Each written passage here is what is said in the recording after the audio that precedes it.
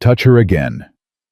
The cowboy said, his voice so quiet it cut through the noise of the entire train platform. "And they'll bury what's left of you." Nobody moved. Nobody breathed.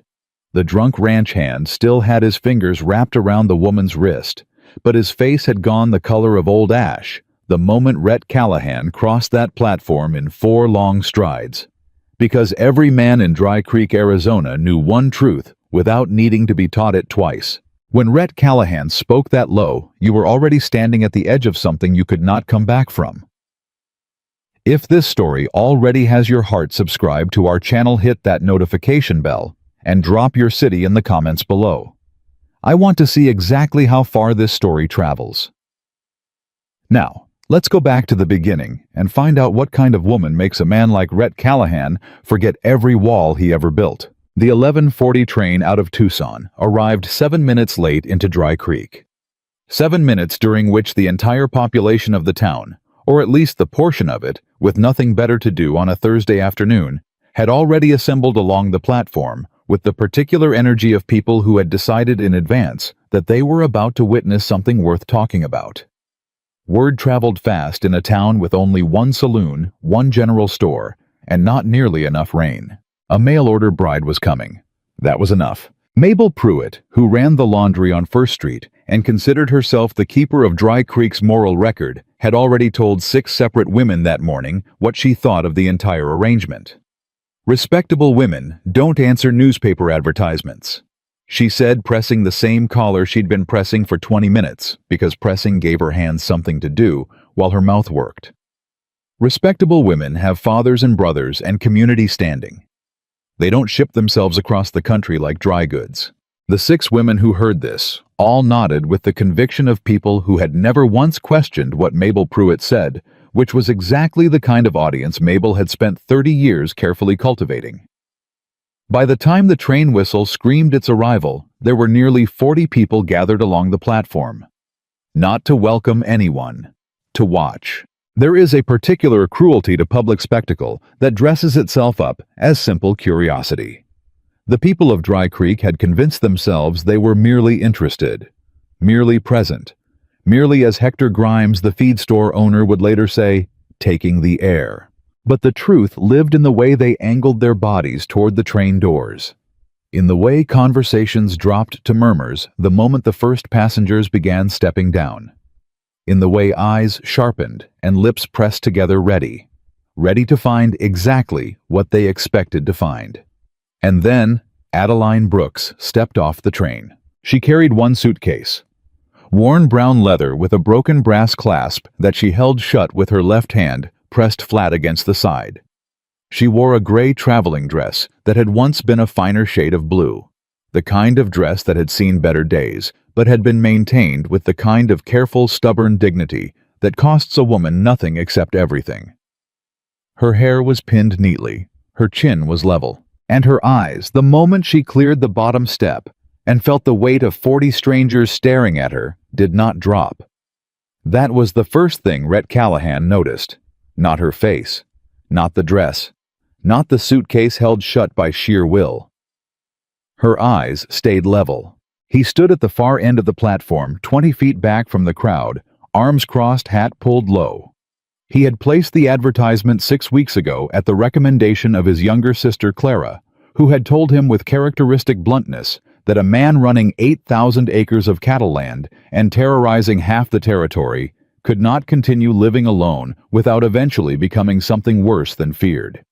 He had not wanted to do it. He had done it anyway. Because Clara was the only person alive whose opinion he'd been unable to entirely stop caring about. He had expected he wasn't sure what he had expected. Something easier to categorize. Something that would confirm his private suspicion that this had been a mistake, and he could write a brief apology letter and everyone could return to their lives. He had not expected this. He had not expected a woman who walked through 40 silent, staring strangers with her spine straight and her jaw set and her eyes fixed on the middle distance, like she had decided before she ever arrived that whatever this town thought of her was not going to matter. He watched her scan the platform, methodical, careful, looking for the man who had placed the advertisement. He hadn't moved yet. He wasn't sure why. Then Cleet Dawson, one of his own hired hands, which would later cost Cleet his position at the ranch and a great deal of his dignity, stepped out of the group near the water barrel.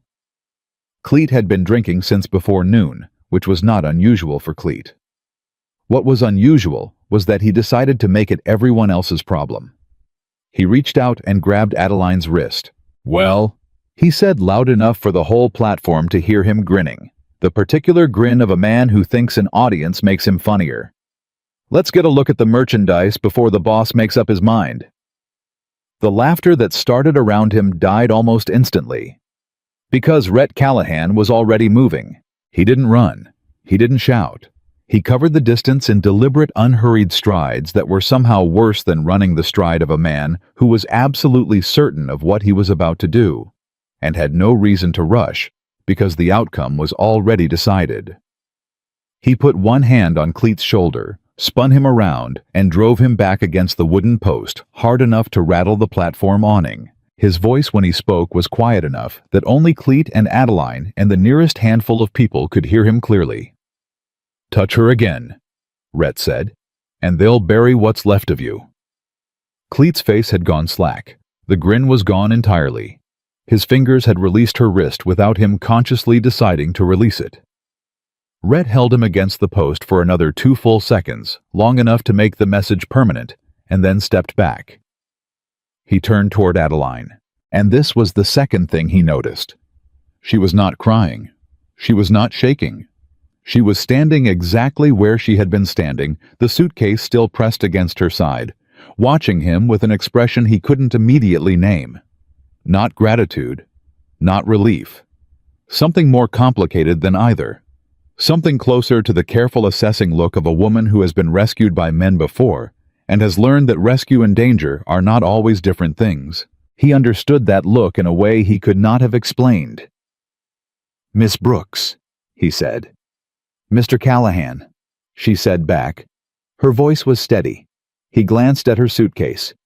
"That all you brought?" "Everything worth bringing," she said. He nodded once, turned toward the wagon. "Come on," he said. "You're home now." The ride from the station to the Canyon Ranch took the better part of an hour, and they spent most of it in silence. Not uncomfortable silence. The kind of silence that happens between two people who are both asking the same question, "What did I get myself into?" and have independently decided that the answer can wait until they've had a chance to think. Adeline sat on the wagon bench with her suitcase balanced across her knees and watched the Arizona landscape open up around them, red rock and scrub brush, and a sky so wide and blue it felt like an accusation after years of Chicago's crowded gray. She said nothing. He said nothing. He was aware of her in the way you become aware of something unfamiliar placed in a space you'd thought you knew entirely. The way a new sound in a silent house makes you recalibrate every assumption. She was not what he had expected. He didn't know yet whether that was good or bad. After about 20 minutes without looking at him, she said, "How many people work the ranch?" 14, he said. 15 counting you. A pause. "What would I count as?" He glanced over. "Whatever you decide you are." She looked at him then. Really looked. The same assessing quality from the platform. That's not a typical answer from a man who placed a marriage advertisement. "I'm not a typical man. So I've heard." She looked away again. "They told me things about you in the letters from town, before I came." "I imagine they did." "They said you killed 3 men in the war." 2, he said. "The third one lived. I made sure of it." She was quiet for a moment. "Why?" He kept his eyes on the trail. "Because he had children, and dead fathers make hard lives for children." A beat. I'd already made enough hard lives for people. She didn't respond to that. But he felt something in the air between them shift slightly, like a door that had been held firm, moving an inch on its hinges. The ranch hands were assembled near the main house when they arrived, not officially, not by his order, but in the way that workers always find reasons to be visible when something new is happening. Adeline climbed down from the wagon before he could offer a hand, and stood in the yard looking at the house, the outbuildings, the corrals, with the same methodical attention she'd applied to the train platform. A boy of about 10 years old darted around the corner of the barn, stopped dead when he saw her, and stared. "You the bride?" he demanded. "Eli." Rhett's voice carried a single note of warning. The boy ignored it. He was 9 years old and had not yet developed an adequate respect for single notes of warning. "Are you?" "Because Mr. Callahan said you were coming, but he said it like he was talking about a fence repair and not a—" "Eli." "I'm Adeline," she said to the boy crouching down to his eye level without hesitation. "What's your name?" "Eli Cooper. My pa worked here until he got thrown from a horse last spring. Mr. Callahan lets me stay." He said this last part in a tone that communicated both gratitude and a complete refusal to make it sound like gratitude. "That was good of him," she said. "He's not so bad," Eli said with the critical authority of a 9-year-old who has done extensive research. "He's mean to people who deserve it and regular to everyone else. Most people only know the mean part." Adeline glanced up at Rhett, who was standing 3 feet away, with the expression of a man who deeply regretted every moment that had led to this particular exchange. "Good to know," she said. Bayek, Clara Callahan, found her that first evening in the kitchen attempting to understand the wood stove, which was a particular vintage of ornery that required specific knowledge to operate without incident. Clara was 26, small and sharp-featured, and possessed of an opinion on every subject living or theoretical which she shared freely and without apology. She had been managing the domestic operations of the ranch since she was 17. She had placed the marriage advertisement in the newspaper herself, using Rhett's name, before informing him that she'd done it. The subsequent argument had lasted 4 days and ended when Clara pointed out that she couldn't be responsible for his social isolation indefinitely, and that he owed it to himself to stop treating loneliness like a virtue. He had never entirely forgiven her. He was also aware that she had been right. "You're fighting it," Clara said from the doorway. Adeline looked up. "I beg your pardon?" "The stove.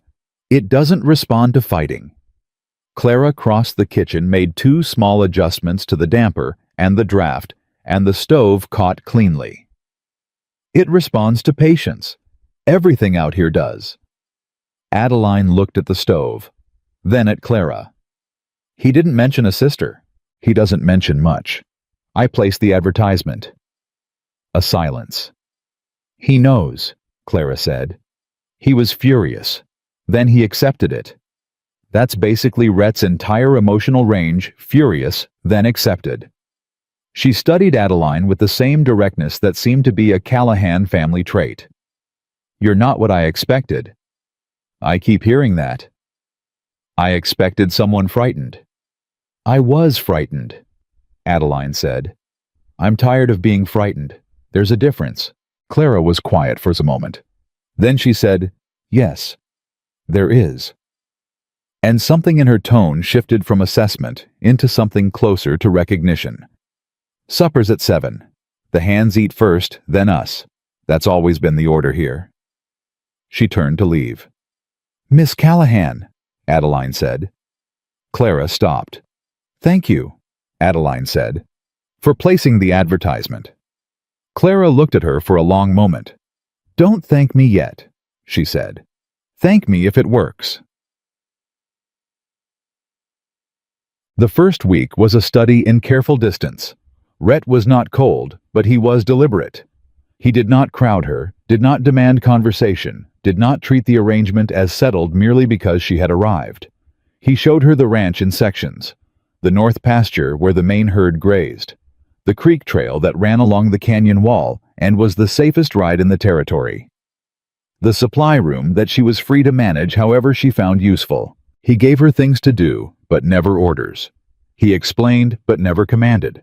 And every morning, without exception, before she was awake, he left a cup of coffee outside her bedroom door. She noticed the coffee on the 3rd morning. She mentioned it on the 5th. "You don't have to do that," she told him at breakfast. He looked up from his plate. "Do what?" "The coffee." He held her gaze for a moment. Does it bother you? No, she said. I'm not used to it. Getting used to things takes time, he said, and went back to his breakfast. But she sat there another moment holding the cup, thinking about a man who ran 8,000 acres of cattle land and had a reputation that made grown men step aside, leaving coffee outside a stranger's door every morning without asking for anything in return. She filed that information carefully. In the part of her mind where she kept the things that were trying to change what she believed about the world. The trouble started on the 10th day. She had ridden into town with Clara for supplies, her first time back in Dry Creek since the train platform, and the silence that greeted them on the main street was a different kind than the open desert. This silence had corners, had eyes. She heard it when she passed two women outside the milliner's. She caught the tail end of it, the last few words, before the voices dropped. Probably made up everything in those letters. Women like that always. She kept walking. Inside the general store, the owner, a man named Fletcher, who had the particular manner of someone who has decided that business and contempt can comfortably coexist, weighed her flour purchase in a long, pointed silence before saying as he slid the bag across the counter, "You planning on staying then?" "That's my intention," she said. Callahan's had hired women at the ranch before. He said with a deliberateness that left no doubt about what kind of hired women he meant. Clara, who had been examining bolts of fabric across the room, set down the bolt she was holding with a precise, controlled motion that communicated the full weight of her opinion without a single syllable. Adeline looked Fletcher directly in the eyes for 3 full seconds. Then she said, "Add a pound of sugar to the order," and walked to the other side of the store. Fletcher opened his mouth, closed it, decided correctly that this particular battle had already been lost. Later, outside, Clara walked beside her in silence for half a block before saying, "You didn't flinch." "I've had practice," Adeline said. Clara looked at her sideways. "What kind of practice?" Adeline shifted the supply bag on her arm. "The kind you'd rather not have." Clara didn't push, but she remembered. Jeg. He found out about it that evening. Not from Adeline, she said nothing. Not from Clara, she reported it factually without editorial, which in Clara's vocabulary was the equivalent of full editorial. He heard the core of it from Eli, who had apparently been outside the general store at the relevant moment, and possessed the 9-year-old's complete inability to leave important information unshared. Rhett said nothing at dinner that night. The next morning, he rode into Dry Creek alone. He was in Fletcher's store for less than 5 minutes. No one who witnessed the conversation would repeat it in detail for several months afterward. But Fletcher, for the remainder of Adeline's time in Dry Creek, addressed her as Mrs. Callahan, and weighed her flour with exacting precision, and never said another word that had corners to it. Adeline noticed. She said nothing to Rhett about it, but when he left his coffee outside her door the next morning, she was already awake, and she sat with it in her hands for longer than usual in the quiet of the early morning, listening to the ranch begin its day around her, thinking about what it meant when a dangerous man directed all that danger outward, away from her, between her and everything that would hurt her. She had not been someone's priority in a very long time. The sensation was so unfamiliar that she initially misidentified it, catalogued it as suspicion, as wariness, as the reasonable caution of a woman who had learned that kindness always came with a bill attached.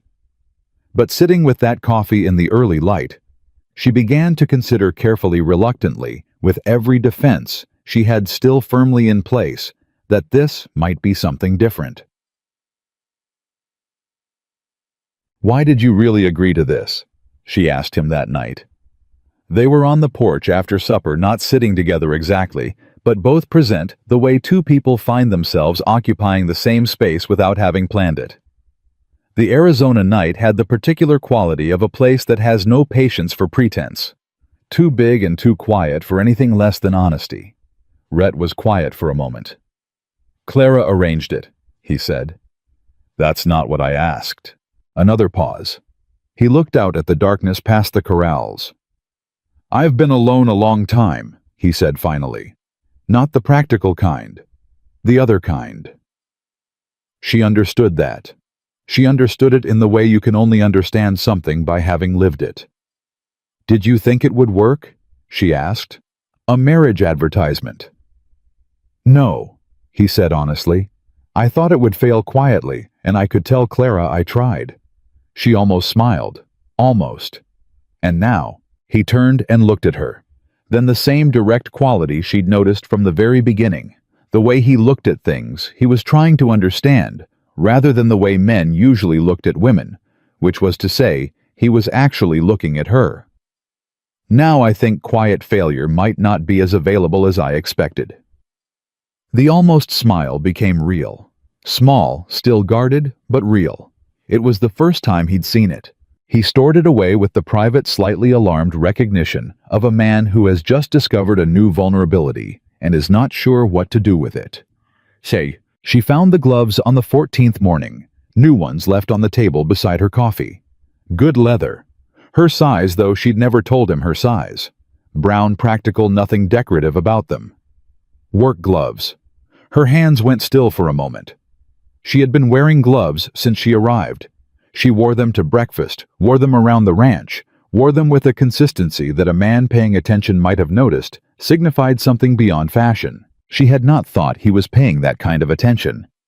She sat down slowly, pulled off the old gloves, looked at her hands in the morning light. The marks that had faded to yellow-green at the edges but had not yet disappeared entirely. The shadows that spoke a history she had not told anyone.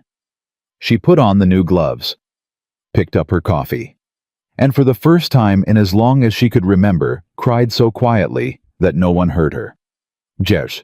That evening she walked out to the corral where he was working with a young horse and stood at the fence without speaking for several minutes. He didn't stop what he was doing, but she could tell he knew she was there. Finally, she said, "The gloves." He kept working. "You didn't ask," she said.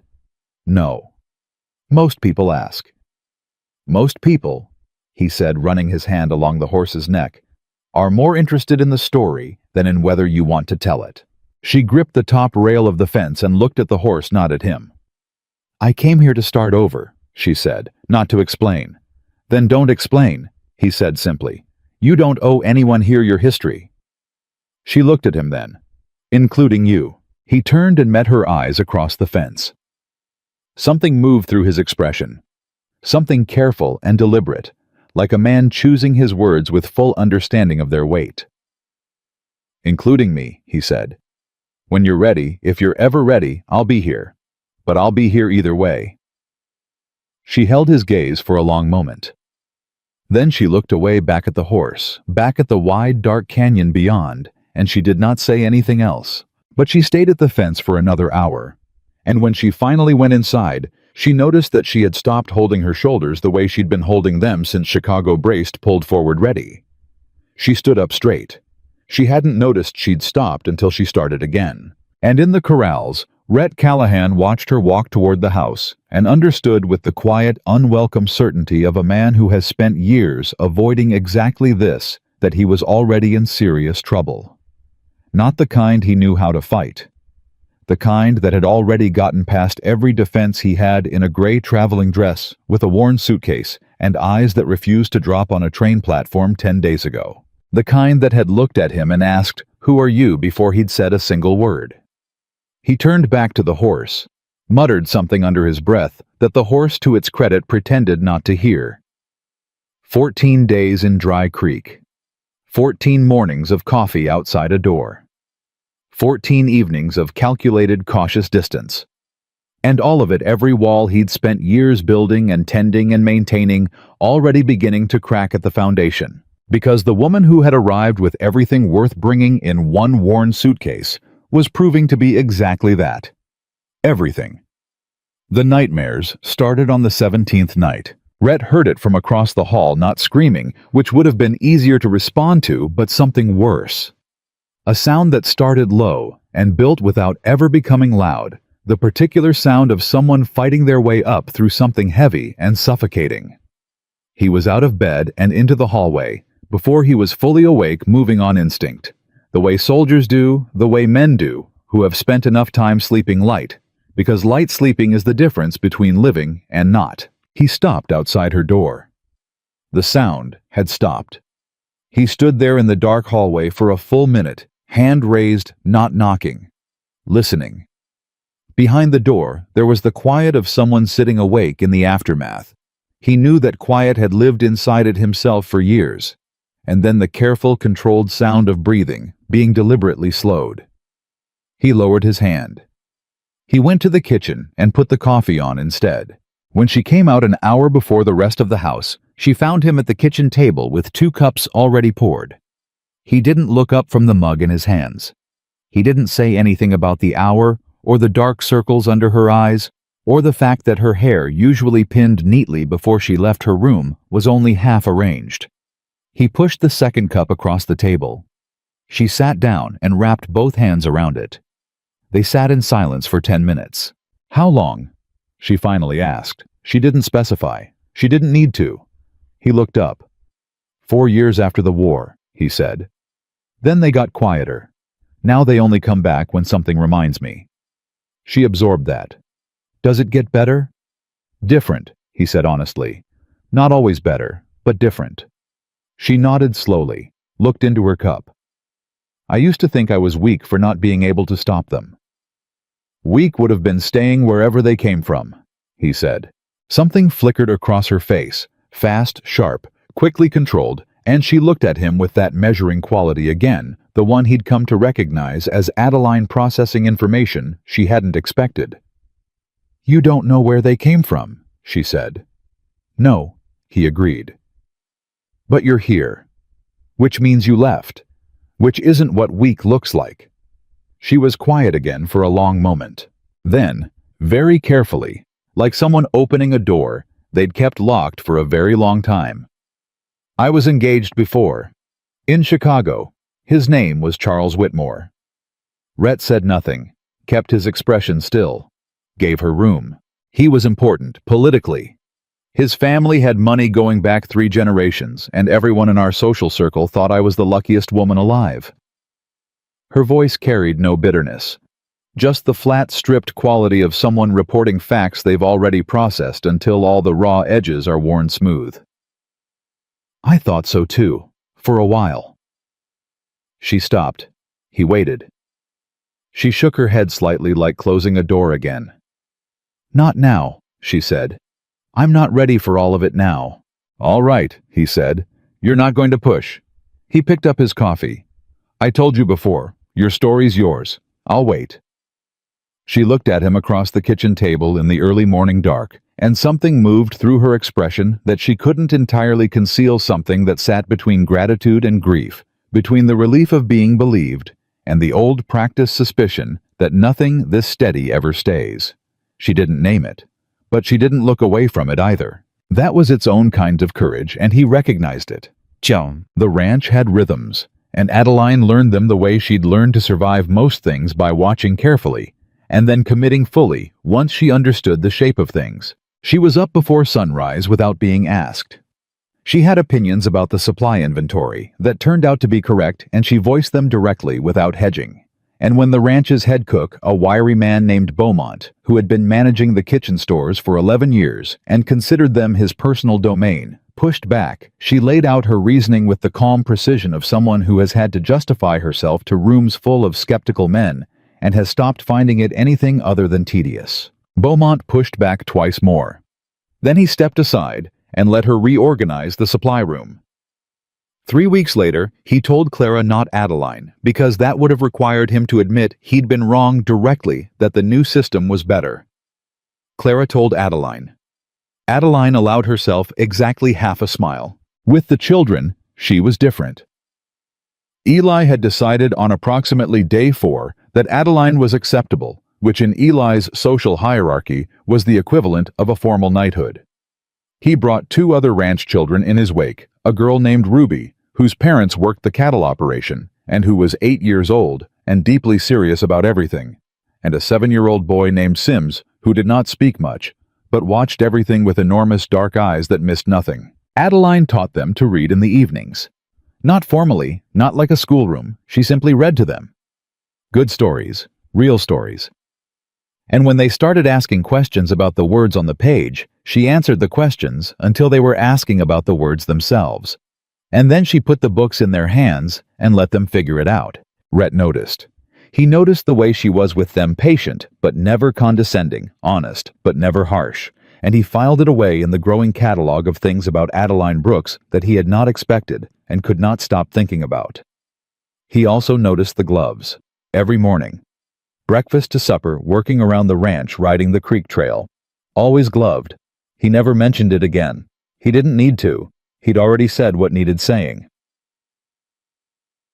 The first real test came 23 days in the form of a man named Vernon Hatch. Vernon owned the neighboring property to the east, or claim to the title on that land, having been disputed for the better part of 2 years, and he had disliked Rhett Callahan with the pure, uncomplicated intensity of a man who has convinced himself that another man's success is the direct cause of his own failures. He rode onto the Callahan ranch unannounced on a Tuesday afternoon, which was already a statement, and demanded to speak to Rhett about water rights on the creek boundary. Rhett was in the north pasture and wasn't expected back for an hour. Adeline was in the yard. Vernon looked at her with the particular expression of a man who has decided a woman is an obstacle rather than a person and acted accordingly. "Who are you?" he said, not dismounting. "Adeline Callahan," she said. It was the first time she'd used the name in public. It came out steadier than she'd expected. Vernon's lip curled. "The mail-order wife." He said it like a slur. "Go get your husband. He's out on the property," she said. "I can take a message." "I'm not leaving a message with the hired help." The ranch hands nearby went very still. Beaumont, who had come out of the kitchen door for unrelated reasons, stopped moving entirely. Adeline looked up at Vernon Hatch on his horse and felt the familiar internal shift, the one that happened when a man decided she was beneath consideration and made a decision about how she was going to respond to it. "Mr. Hatch," she said, her voice entirely pleasant, "you're on our property, making demands and insulting the person in front of you, which is a poor strategy by any measure. You can wait for my husband in a civil manner, or you can leave. Those are the options." Vernon's face darkened. "Now you listen here." She said those are the options. Rhett's voice came from behind her. He had come back early. No one had heard him ride in. He moved past Adeline close enough that his arm briefly touched her shoulder, deliberate a statement, and looked up at Vernon with an expression that communicated precisely nothing, which was always more dangerous than anger. Vernon sputtered, recalibrated, attempted to redirect. "Callahan, I want to discuss the eastern creek boundary before summer." "You'll write me a letter," Rhett said, "like every other rancher in the territory. You don't ride onto my land unannounced and speak to my wife that way and expect to conduct business the same afternoon." He paused. "Get off my property, Vernon." Vernon got off the property. Afterward, in the yard, Rhett turned toward Adeline. "You didn't need me to handle that," he said. It was not a question. "No," she agreed. "But you didn't move when I came." She met his eyes. "No," she said again. Something passed between them unspoken, carefully contained on both sides. The acknowledgement of a partnership forming in real time, built from something more complicated and more solid than either of them had planned for when this arrangement began. "Good," he said quietly, and walked back toward the barn. And behind him, Adeline Brooks. Adeline Callahan let out a slow, controlled breath and thought that there might be something to learn from a dangerous man who directs all his danger outward.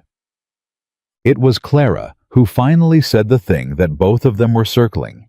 She said it to Adeline on a Wednesday evening with the directness that Clara applied to everything and that Adeline had come to find genuinely refreshing. "He watches you," Clara said.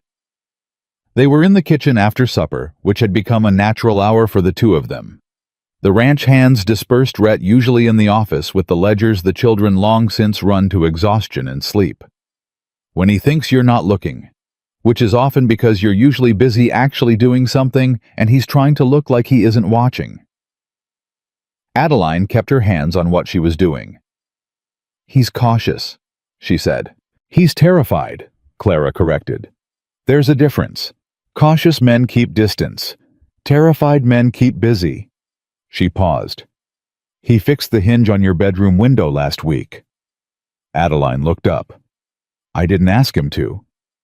The hinge wasn't broken, Clara said. A silence. He checked, Clara continued, and the hinge was fine. Then 2 days later, it was suddenly in need of repair, and he spent 45 minutes fixing it. She gave Adeline a look of complete, fond exasperation. That man built a reason to stand outside your bedroom window for 45 minutes because he was worried about the latch. Do you understand what I'm telling you? Adeline set down what she was holding, looked at the table. Clara, I'm not telling you what to do with it, Clara said, putting both hands up. I am incapable of minding my own business, but I am not incapable of recognizing when it's appropriate. I'm just making sure you have all available information. Adeline was quiet for a long moment. I'm not in a position to... She started. You don't have to be in any position, Clara said more gently. I'm just saying, he's not the man people think he is, which you've probably figured out. But sometimes people who've been given enough wrong information about themselves need to hear the right information out loud.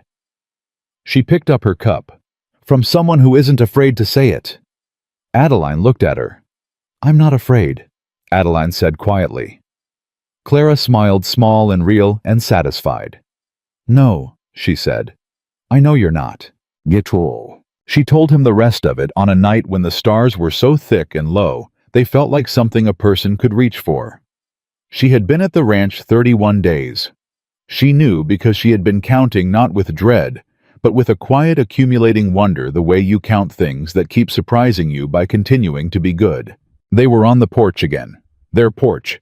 She'd started thinking of it that way without deciding to, and she started talking without a preamble, without warning, the way things sometimes release after they've been held long enough. My father had debts, she said. Gambling debts. The kind that don't stay private. Charles Whitmore offered to cover them. All of it, everything settled in exchange for a marriage arrangement. She felt Rhett go very still beside her. They sat across a table, my father and Charles, and they worked out the terms, the number, the timeline. Her voice was even. She had practiced this evenness for a long time. I found the letter, by accident. My father had written a summary of the agreement, and I found it in his desk when I was looking for postage. The night was very quiet. I left the next morning, she said. Before anyone was awake, I took my mother's jewelry, which was legally mine anyway. She'd specified it in her own will, and I sold 3 pieces in a pawn shop and bought a train ticket to St. Louis. Then another to Kansas City. Then I saw the advertisement. She paused. I answered it because the notice said the rancher needed a capable woman and a real partner. Not a quiet wife. Not an obedient arrangement. She looked at her hands. I thought, even if it's wrong, even if this is terrible, at least someone is saying the word partner. Rhett's jaw had gone tight. She could see it from the side. Adeline, he said. His voice was rough at the edges. I'm not telling you because I want you to be angry on my behalf, she said quickly. I'm telling you because you've waited, and I said I'd tell you when I was ready. And she exhaled, I'm ready. He turned toward her fully. They sold you, he said. Not a question. Not loud. But the words carried the specific weight of a man who has fought enough wrong in his life to recognize its particular shape. They tried, she said. I didn't let them finish. He looked at her for a long moment. The fierce, contained quality she'd seen from the very first glance on the platform directed inward now held back something large being deliberately controlled. You said the jewelry was your mother's. Yes, she left it to you specifically. In writing, she paused. She didn't trust my father entirely either. I think she knew something. Not everything, but something. Rhett was quiet. Then, your father. Does he know where you went? Something in his tone made her look at him more carefully. He'd have to look first, she said slowly. And looking means admitting I ran, which means admitting why I ran, which means Charles Whitmore, Rhett said. Yes, a silence that had a different texture than the ones before it. A wealthy politician from Chicago, Rhett said, who had an arrangement destroyed by a woman who vanished. When you say it that way, I say it that way because that's what it is. His voice was still quiet, still controlled. But she heard the undercurrent, the thing moving beneath the surface, assessing, calculating. Men like that don't let arrangements fall apart quietly. She had not let herself think this, had refused to think this, had kept 31 miles of Arizona territory between herself and the thought telling herself that distance was enough, that a new name and a new territory and a man with a reputation like Rhett Callahan's was enough. He doesn't know where I am, she said. Rhett looked at her. The look did not confirm this. The look said something else entirely. Said, "Are you certain? Because I am not certain, and I need you to think carefully before you answer." She thought about it. About Charles Whitmore, who had the kind of connections that came with 3 generations of political money. About her father, who was desperate and had already proven what he would trade for relief from desperation. Her hands went still in her lap. "My father," she said slowly, "knows I came west. He doesn't know exactly where. But if someone with enough resources, if someone asked the right people, or paid them," Rhett said. The porch was very quiet. "I have to think," she said. "We have time," he said. "Tonight." He looked out into the dark. "Tomorrow I'm going to talk to some people." She looked at him. "What kind of people?" "The kind who know when strangers start asking questions in nearby towns." She absorbed this. "You have people like that." "I have people who owe me things," he said. "It amounts to the same." He paused. "You should have told me sooner." It wasn't an accusation. He said it the way someone says something true that is also costly, like it hurts him that she carried it alone this long more than it frustrates him. "I didn't know if I could trust," she started.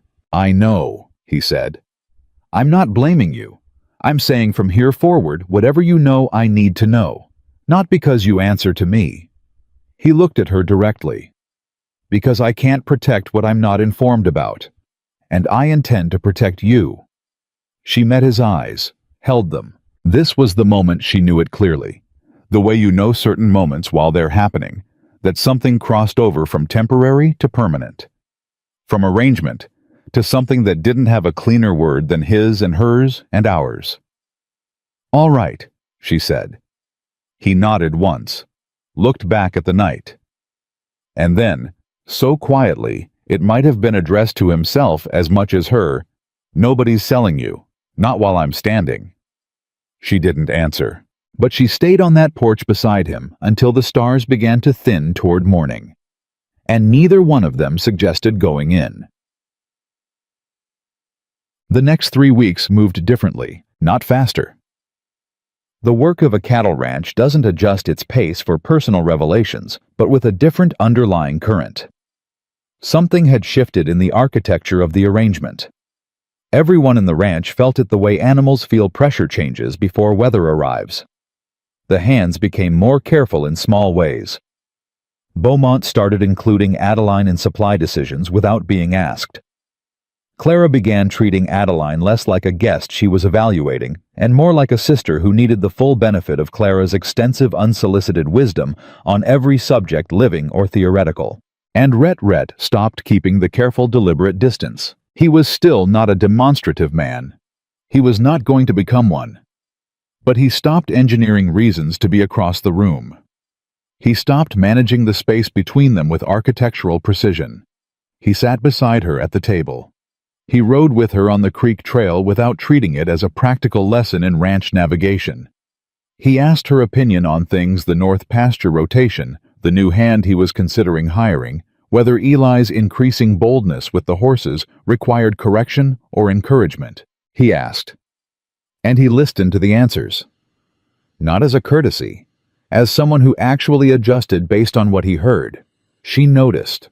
She was noticing everything now. The way he spoke to the children, gruff on the surface, but underneath it, a quality of attention that said, "You matter, and your questions matter, and I have time for you," even when he clearly didn't have time. The way he handled the horses with a patience in private that matched nothing of his public reputation. The way he read in the evenings, serious-focused reading real books, history and philosophy and land law, because his mind was continuously, insistently active in ways that had no outlet in the life he'd built around himself. She started reading in the evenings too, in the chair across from him. It was something she'd done in Chicago before. Before the letter, before the choice. It was one of the things she'd thought she'd left behind. The first evening she'd appeared in the sitting room with a book. He looked up from his own and then looked back down without comment. But she saw the slight adjustment in his posture, the way he settled more fully into his chair. Like a man who has been sitting tense and has finally found a reason to relax. She thought about what Clara had said. Terrified men keep busy. She thought about a man who fixed hinges that weren't broken, and she thought about the fact that she had not had a nightmare in 11 days. Not since the morning at the kitchen table, when she'd let herself say Charles Whitmore's name out loud for the first time in months. As if naming the thing had taken some of its power. Or as if sleeping in a house where someone who meant it was paying attention had changed the chemistry of her nights. She didn't examine this too closely. She just slept. It was Eli who broke it open. Eli who had the 9-year-old's gift for arriving at exactly the moment that makes everything complicated. Came into the kitchen one morning where both Adeline and Rhett happened to be separately, independently, both with coffee, which Eli clocked with the alert, suspicious intelligence of a child who notices patterns and said, "Are you two going to get properly married? Or are you just going to keep sitting on the porch?" Beaumont at the stove became very intensely interested in his skillet. Clara from the doorway made no attempt whatsoever to hide her expression. Rhett set down his cup. "Eli," he said, "because Ruby says that you got married on paper, but that's not the same thing as Eli." "I'm just asking what everyone else is wondering," Eli said with the magnificent indignation of someone who believes that honesty is being penalized unfairly. Adeline looked at the table. She was trying not to smile. She was failing. "What everyone else is wondering," Rhett repeated with the tone of a man whose household has entirely escaped his control and has made peace with this. "The hands have a bet," Eli informed him helpfully. "Beaumont won't tell me what the stakes are, but he keeps checking the calendar." Beaumont's skillet became the single most fascinating object in the Arizona territory. Rhett looked at Adeline. She looked back, and the smile she'd been fighting broke loose, real and unguarded, the kind of smile that reaches the eyes, and he felt the full impact of it like a physical thing right in the center of his chest, where he'd stopped letting things reach him years ago. "Out," he told Eli. "But now." Eli went loudly and with extensive vocal commentary about the general unfairness of adult communication.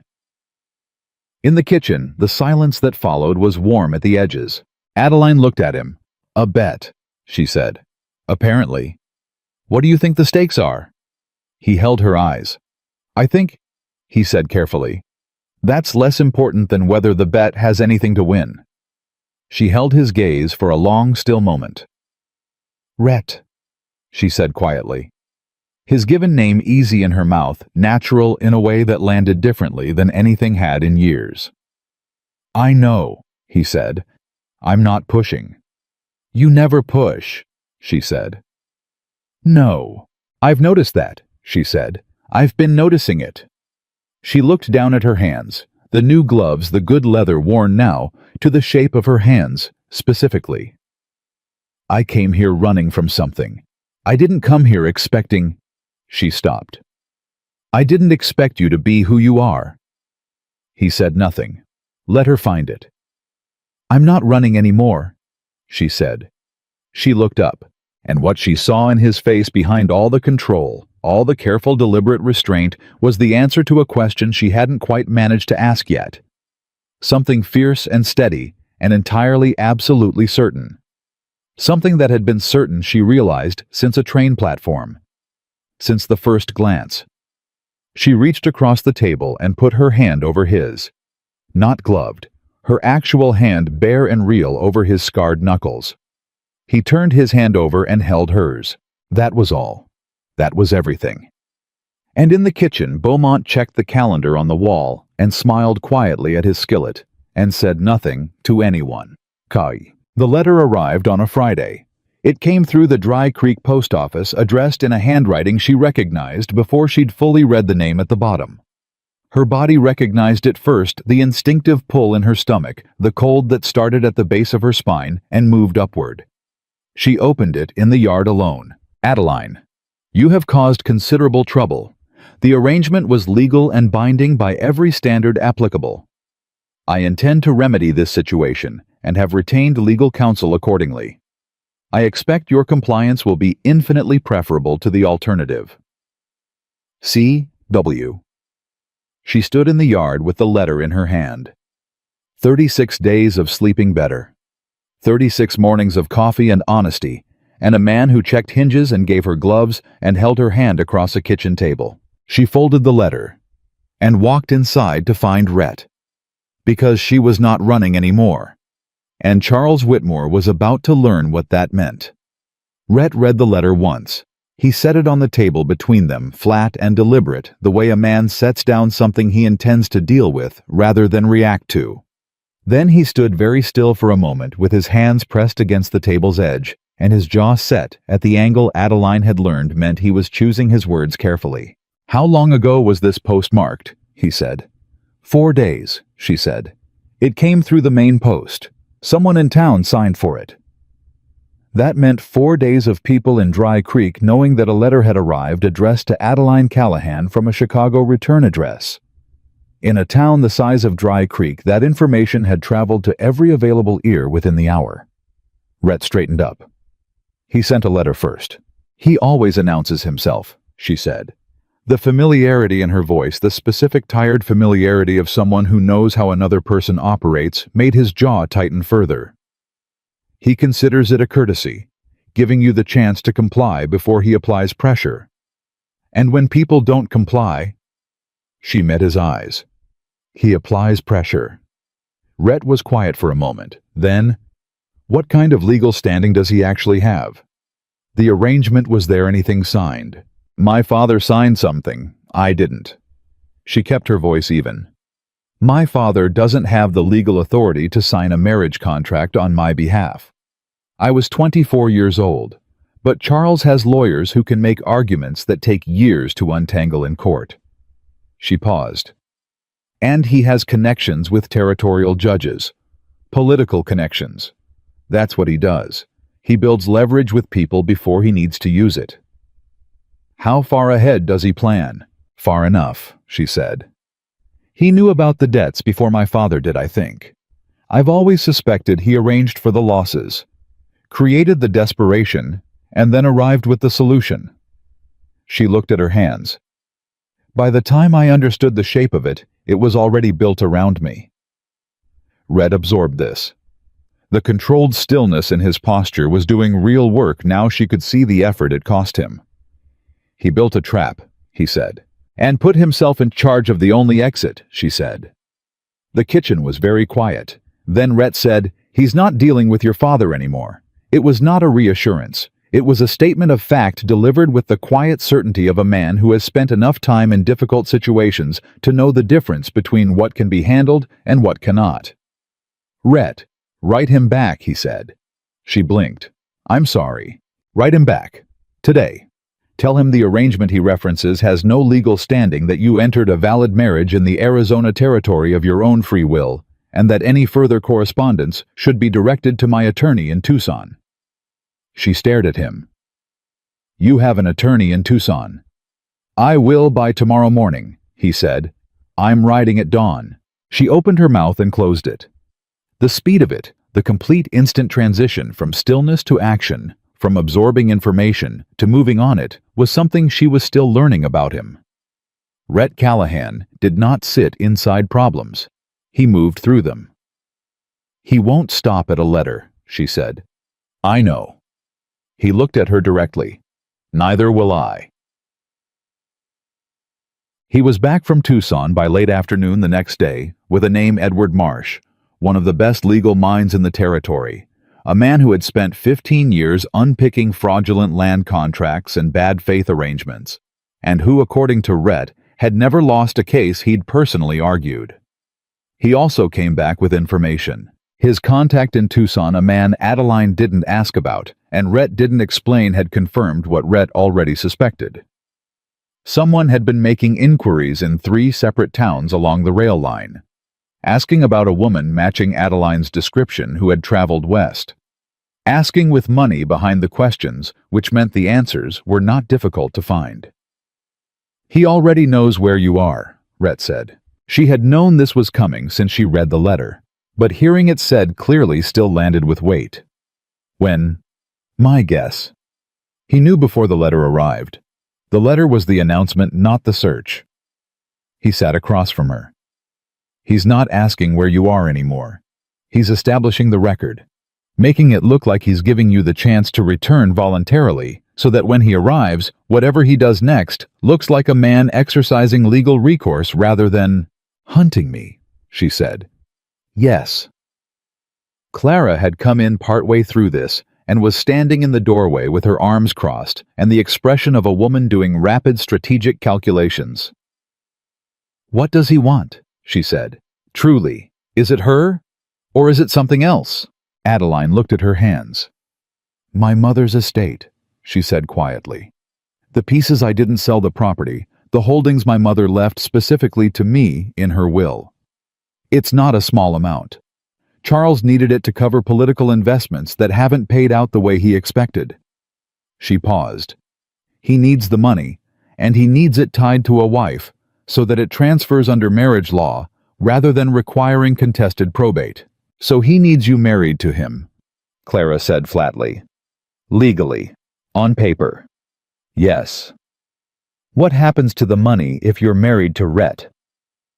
"It stays mine," Adeline said. "Under my own name, in my own right. My mother's will was specific about that too." She looked up. She was a very careful woman. Clara looked at Rhett. Something passed between them, the shorthand of siblings who have been reading each other for 20 years. "He's going to contest the marriage," Clara said. "I know," Rhett said. "He's going to come here and make it ugly. I know that too. Rhett, I know Clara." The words were quiet and final. Not dismissive, she'd learned that from him too, the difference between quiet that shuts a door and quiet that simply names something. This was the second kind. He knew exactly what was coming. He had already accepted it. He was already past the part where most men would still be arguing about whether it was real. He looked at Adeline. "Are you afraid?" She thought about it honestly. "Yes," she said, "but not the way I used to be afraid." "What's different?" She met his eyes. "I'm not alone this time." And Charles Whitmore arrived in Dry Creek on a Thursday morning, 11 days after the letter, in a hired coach from the Tucson rail station with 2 lawyers and a man whose purpose was never explicitly stated, but who wore a suit that didn't quite fit over shoulders that were built for different work. He was handsome. Adeline had always conceded that. Dark-haired, well-dressed, with the particular ease of movement of a man who has never in his life walked into a room and wondered whether he belonged in it. He had a smile that arrived before it needed to the practiced warmth of a politician who had turned charm into infrastructure. She watched him step down from the coach from across the street through the window of the general store where she had been discussing autumn supply orders with Fletcher when someone called out that a fancy coach had come in from Tucson. She stood very still. Fletcher looked at her face, and then at the coach, and back at her face, and said nothing, which was the most useful thing Fletcher had done in recent memory. Charles hadn't seen her yet. He was surveying Dry Creek with the expression of a man doing a rapid dismissive assessment, cataloging the town size, its limitations, its distance from anything that mattered to him, and already finding it insufficient. She walked out the back door of the store. She was at the ranch within the hour. Rhett was already there. One of the hands had ridden ahead. He was standing in the yard when she came in fast, and the look on his face when he saw her, the particular alert scanning quality that she'd come to understand as his version of concern, was the look of a man checking that she was whole. "He's here," she said. "I know. He has lawyers, and someone else. A man who—" "I know that too." He'd already had word. Of course he had. Marsh is riding in from Tucson this evening. Until he arrives, we don't do anything that can be used against us. He looked at her carefully. How are you? I'm fine. Adeline. I am fine, she said more deliberately. I'm not going to fall apart because he arrived. I knew he was coming. She paused. I'm angry, actually. More than anything. I'm angry that he followed me here. That men like him always believe that a woman who leaves is a problem to be solved rather than a person who made a decision. Rhett looked at her for a moment. Then, good. Stay angry. Anger is useful. Fear isn't. You sound like you've thought about this before. I have, he said simply. War teaches you that. Charles made his first public move the next morning. He held court at the saloon, which was the only place in Dry Creek large enough to hold the audience he intended, and he spoke with the measured authority of a man who has prepared for this performance, with the same care he applied to every room where he needed to control the narrative. He did not raise his voice. He didn't need to. He told the assembled population of Dry Creek that he was a political representative from the state of Illinois, that he had come west with considerable personal difficulty to locate a woman who had been removed from her home under false pretenses, and that he had serious legal concerns about the circumstances of her current. He paused here, allowing the pause to do its work arrangement. He used the word arrangement 3 times. He expressed sympathy for the townspeople who had no doubt been misled. He expressed concern for the woman herself, whom he described as vulnerable and impressionable and in need of protection. He referenced the marriage advertisement with a tone of sorrowful implication that stopped just short of an accusation, because stopping just short of an accusation is the technique of a man who wants the damage without the accountability. By noon, Dry Creek had divided, not cleanly, not evenly, but audibly. Mabel Pruitt, who had never adjusted her initial assessment of Adeline, found in Charles Whitmore a confirmation of everything she'd suspected from the moment that gray traveling dress had stepped off the train. She told 6 women. Those women told others. On the other side, the ranch hands who had watched Adeline for 5 weeks and formed their own conclusions. Beaumont, who would say nothing publicly, but whose silence carried its own statement. Clara, who was not silent at all, who walked directly into the saloon while Charles was still talking and stood at the back with her arms folded and her expression broadcasting the specific contempt of a woman who has no patience for carefully constructed lies dressed up as concern. Charles saw her. He didn't acknowledge her. Smart enough to recognize that engaging Clara Callahan in a public forum was not a battle he was likely to win. Rhett conspicuously did not go to the saloon. Adeline found him in the office when she came back from town with the report of what had happened delivered by Clara, in the loaded, precise language of someone who wanted the record to be accurate. He was sitting at his desk reading a document, Marsh's initial brief, she realized, scanning the top of the page. He called you a manipulator, she said, in those specific words. I know. He implied the advertisement was fraudulent. I know. He said I'm vulnerable. She said the word with the particular inflection of someone putting a thing down that they've been carrying at arm's length. He said it like it was a kindness. Rhett looked up from the brief. What do you want to do? She met his eyes. I want to walk into the next room where Charles is speaking and tell every person in that room exactly what he is. She paused. But I know that's not the right move. No, he said. It's not yet. He leaned back. Marsh arrives tonight. We let him look at what Charles has filed. We respond through proper channels, first loudly enough that when this goes, the way Charles intends it to go, everyone in the territory knows we tried the right way. And when it goes the wrong way anyway, he held her gaze. Then we stop being polite. Edward Marsh was a compact, precise man in his 50s, who spoke sparingly and listened with the focused intensity of someone who was billing by the hour and intended to justify every cent of it. He sat at the ranch table that evening with Charles's documents spread in front of him and worked through them with the systematic patience of a man dismantling a structure from the inside. After 40 minutes, he set down his pen.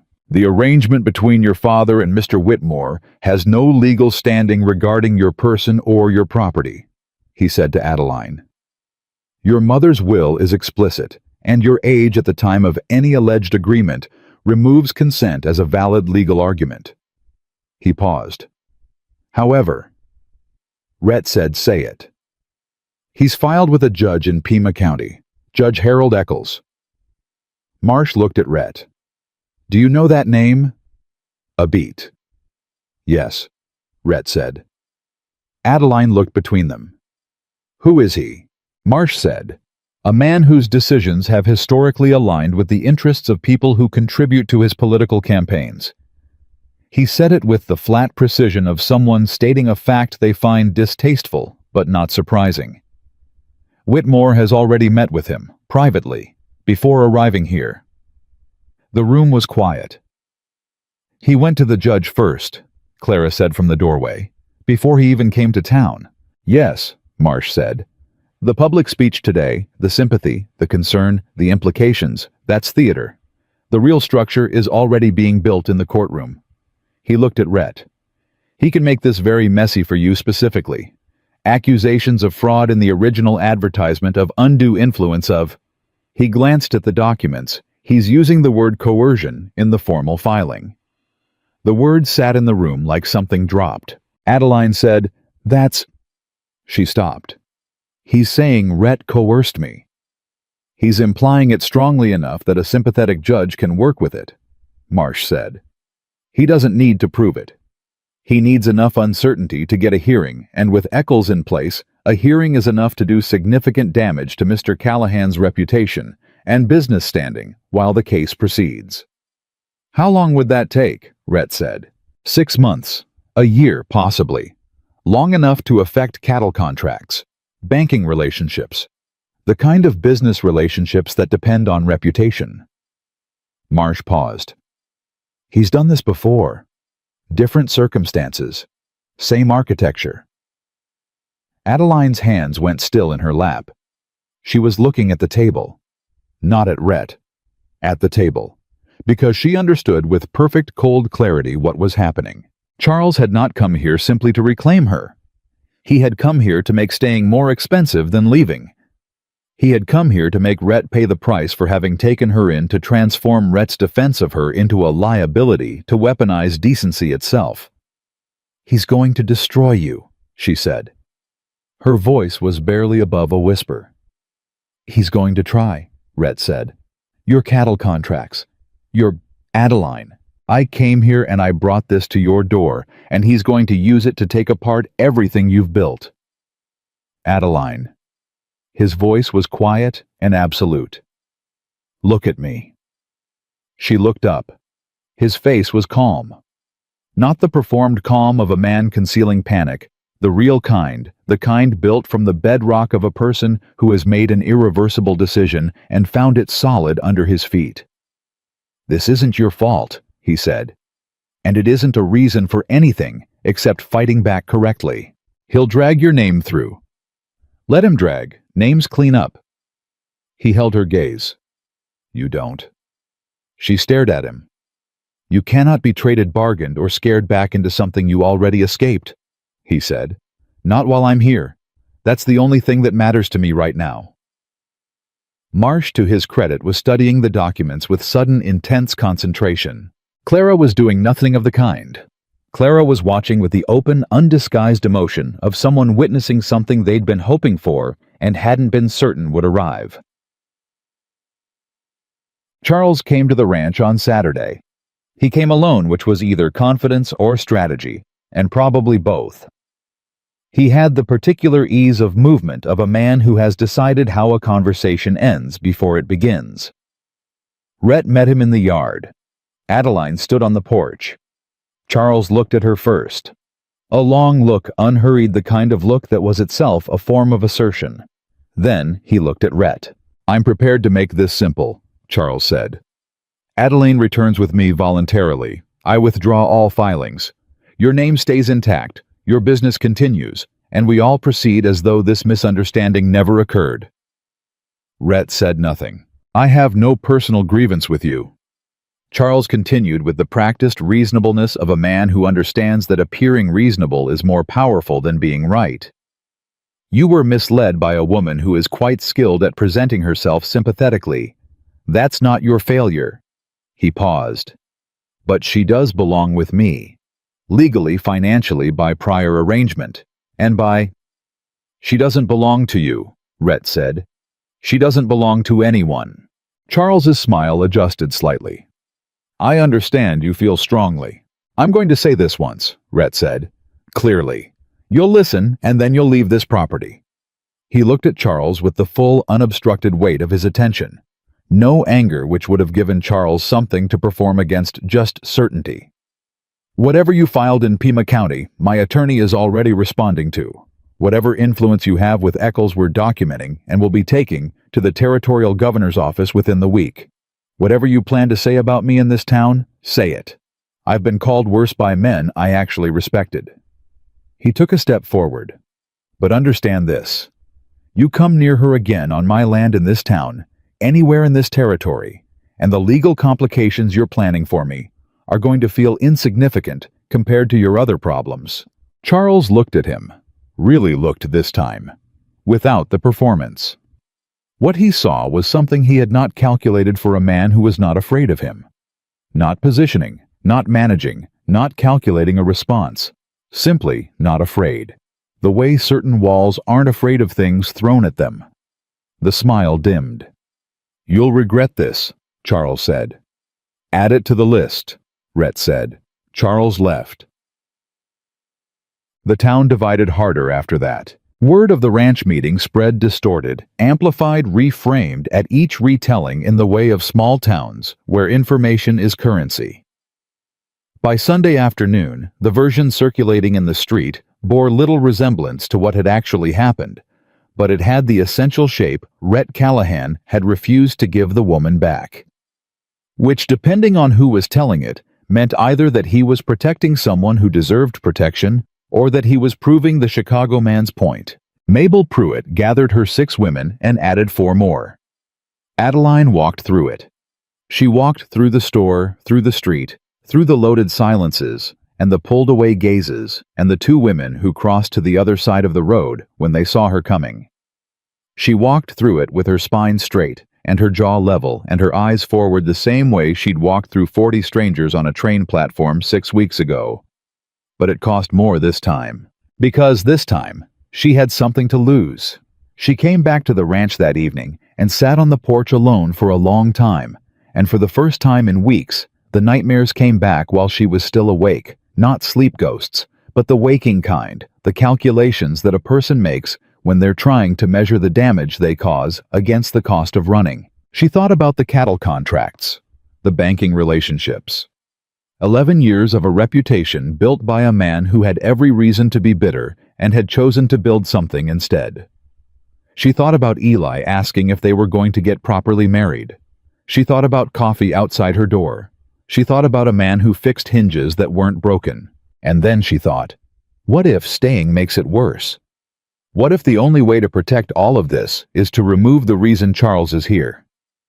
She sat with that thought for a long time. She did not want to run.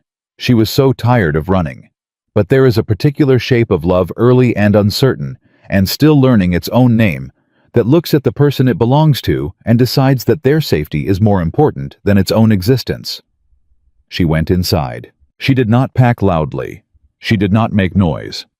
She moved through the dark house with the careful quiet of someone who has spent enough time not waking people to be good at it. And she pulled her worn suitcase from under the bed and she began. She had the dress folded first, then the extra boots. The book she'd been reading, she held it for a moment. Set it down. She wasn't taking it. She took the gloves. She stood in the dark room with the suitcase half packed and told herself this was the right thing.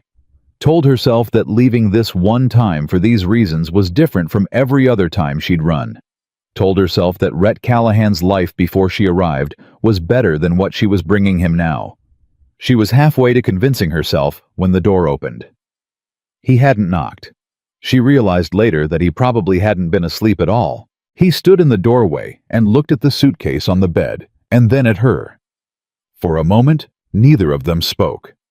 Then something in Rhett Callahan that was never uncontrolled, that had been controlled through a war and the years afterward, and the long specific discipline of becoming a man, people feared, rather than someone who could be hurt, came entirely apart. He crossed the room in 3 strides and grabbed the suitcase off the bed and hurled it across the room.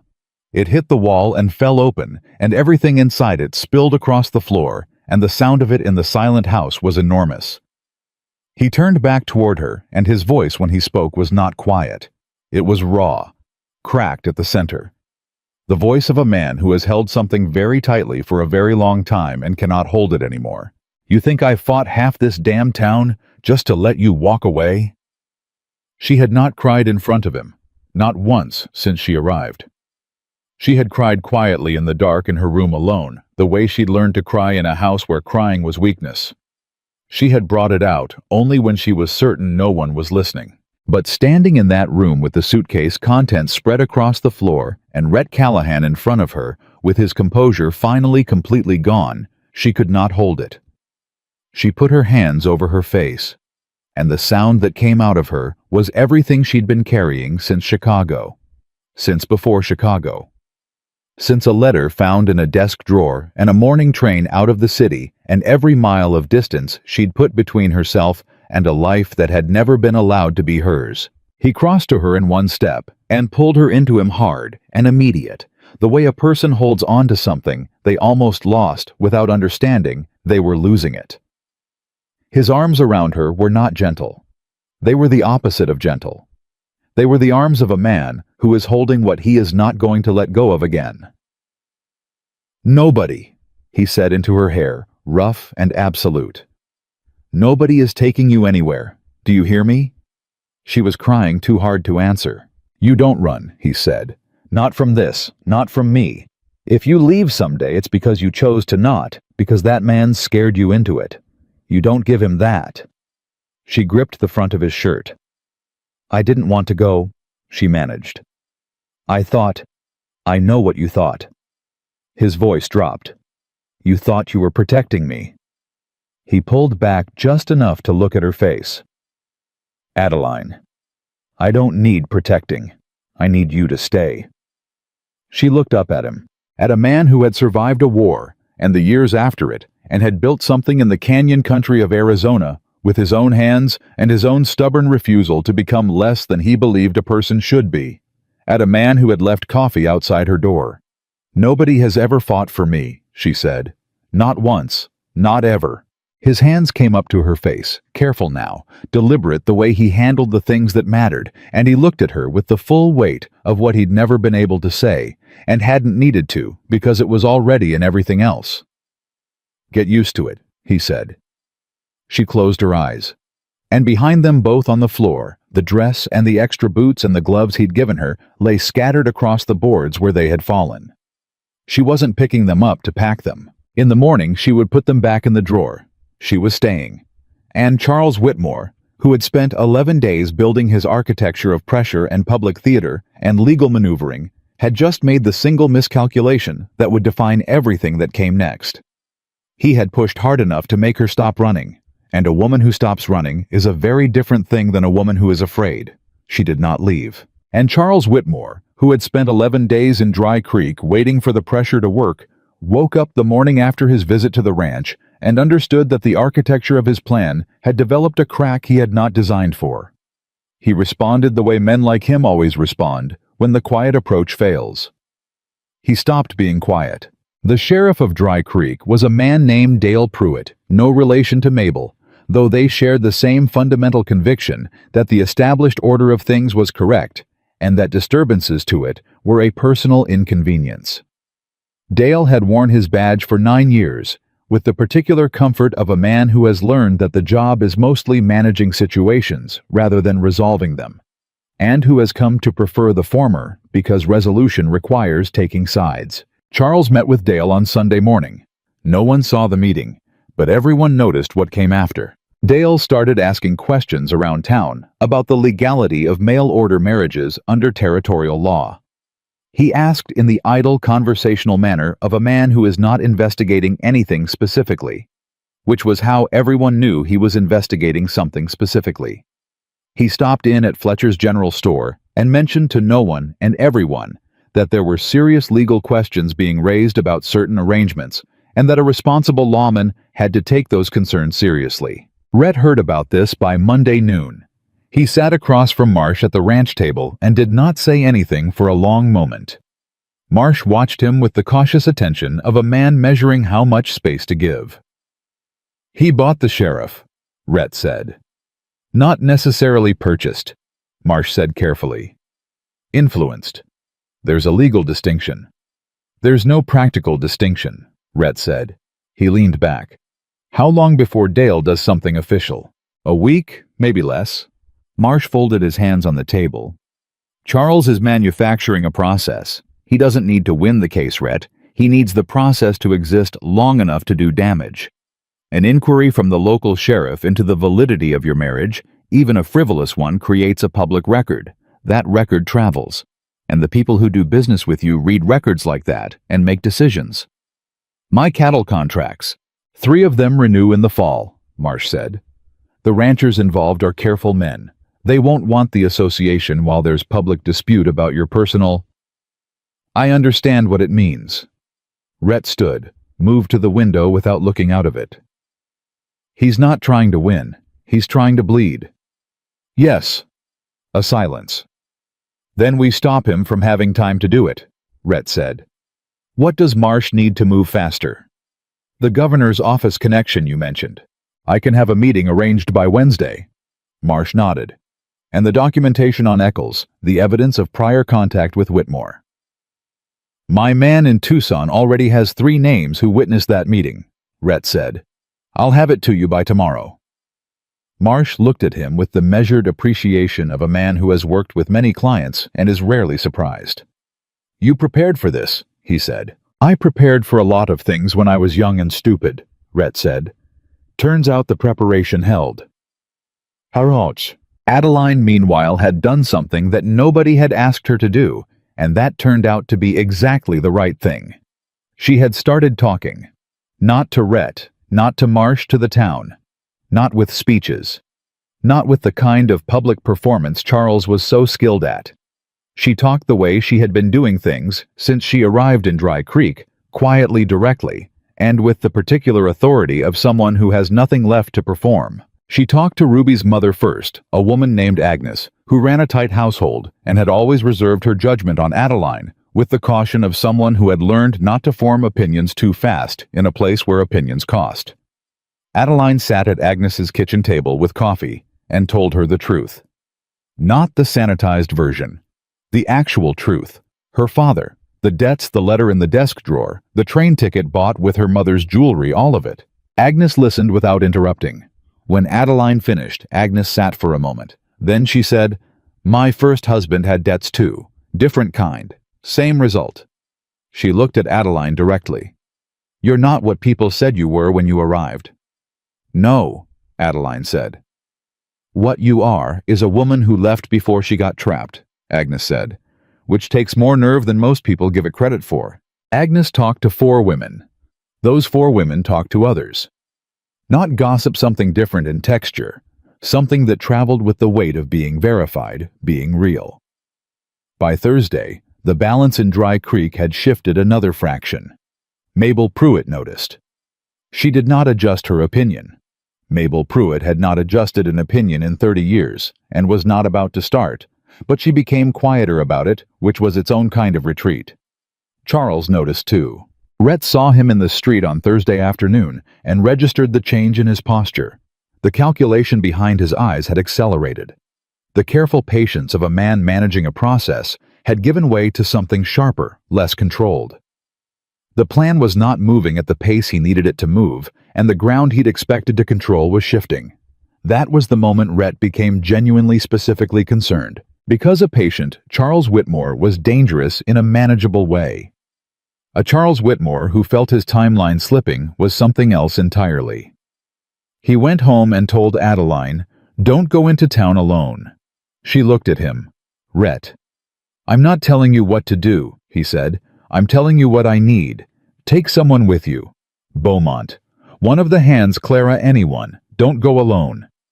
He held her eyes. Please. She heard the please. He did not say it often. All right, she said. Sure. She went alone on Friday. Not because she ignored him, because she forgot, or because the habit of independence is harder to suspend than intention, or because the morning felt ordinary in the specific way that ordinary mornings do before they become something else.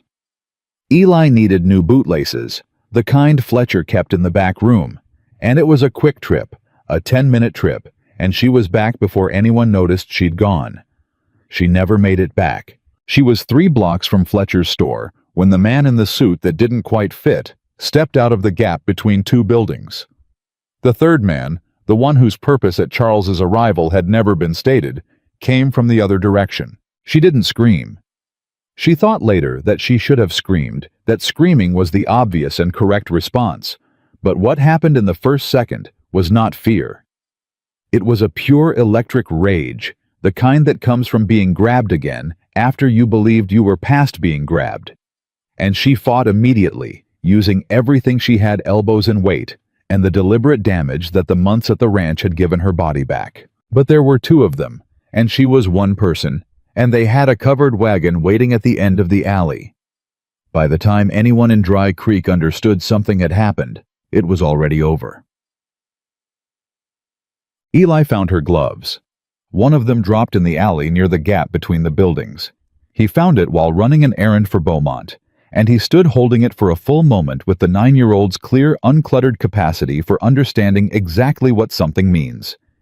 He ran. He ran the full distance from town to the ranch without stopping, which took 11 minutes and cost him the ability to speak coherently for another 2 minutes after he arrived, but which put the glove in Rhett's hand while there was still time. Rhett looked at the glove. He looked at Eli, who was bent double trying to breathe, and said, "Which way did the wagon go?"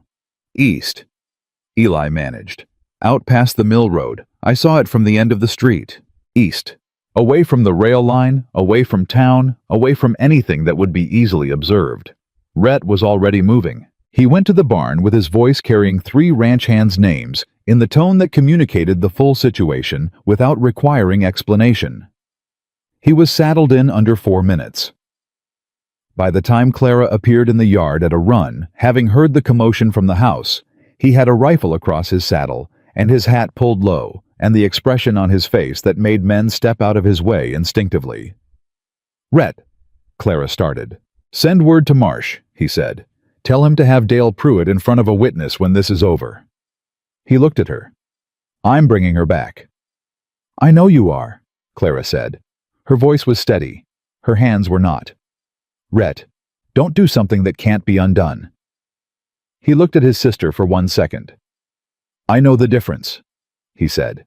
And then he was gone, and the sound of horses at a dead run faded east into the canyon country, and Clara stood in the yard and listened until she couldn't hear it anymore. Pisky. The abandoned mining camp sat at the end of a dry creek bed 8 miles east of town, in a fold of canyon that a man who didn't know the territory would have ridden past without noticing.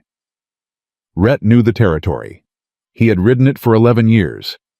He knew every fold, every water source, every place a man might choose if he needed somewhere he wouldn't be looked for. He came in from the high ground above the camp, leaving the horses and the hands below, and taking the last quarter-mile on foot, moving through the dark, with the particular quiet of a man who had done this before, in worse conditions, with worse stakes.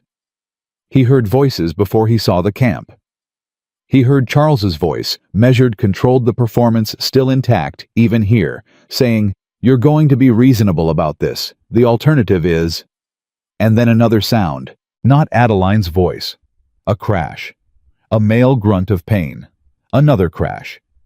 Rhett came over the ridge and saw the camp, and stopped. One of the suited men was on the ground unconscious, his involvement in the evening clearly concluded. The second man was pressed against the wall of the mine structure, holding his forearm with both hands, blood showing dark between his fingers. Adeline was standing in the center of the camp. She had a knife, a short one, a working knife, the kind a woman keeps in her boot because she has learned to keep things in her boot, and she was holding it with the grip of someone who has never been trained and doesn't need to be, because training is optional when necessity is sufficient. Charles was 6 feet away from her, perfectly still, recalibrating everything he had believed about this situation. He had brought 2 men to manage a frightened woman. He had miscalculated. Rhett stood at the edge of the camp for a moment. Something happened in his chest that he did not have a complete word for. Not just relief, not just the release of the terror that had been driving him the past 3 hours, but something larger than either. The recognition of something he had known for weeks, but was seeing confirmed in the most irrevocable way possible. The woman he had been racing across the desert to save had not needed saving. Not entirely. Not in the way he'd feared. She had bought herself time. She looked up and saw him. Something moved across her face. Relief and anger and defiance all at once, none of it outcompeting the others, and she did not lower the knife. "You're late," she said. "I know," he said. He walked into the camp and came to stand beside her, and the ranch hands came in behind him and spread out around the edges, and the man against the wall made one assessment of the situation and decided his arm was the most important thing in his life at the moment. Charles looked at Rhett. "This is assault," Charles said.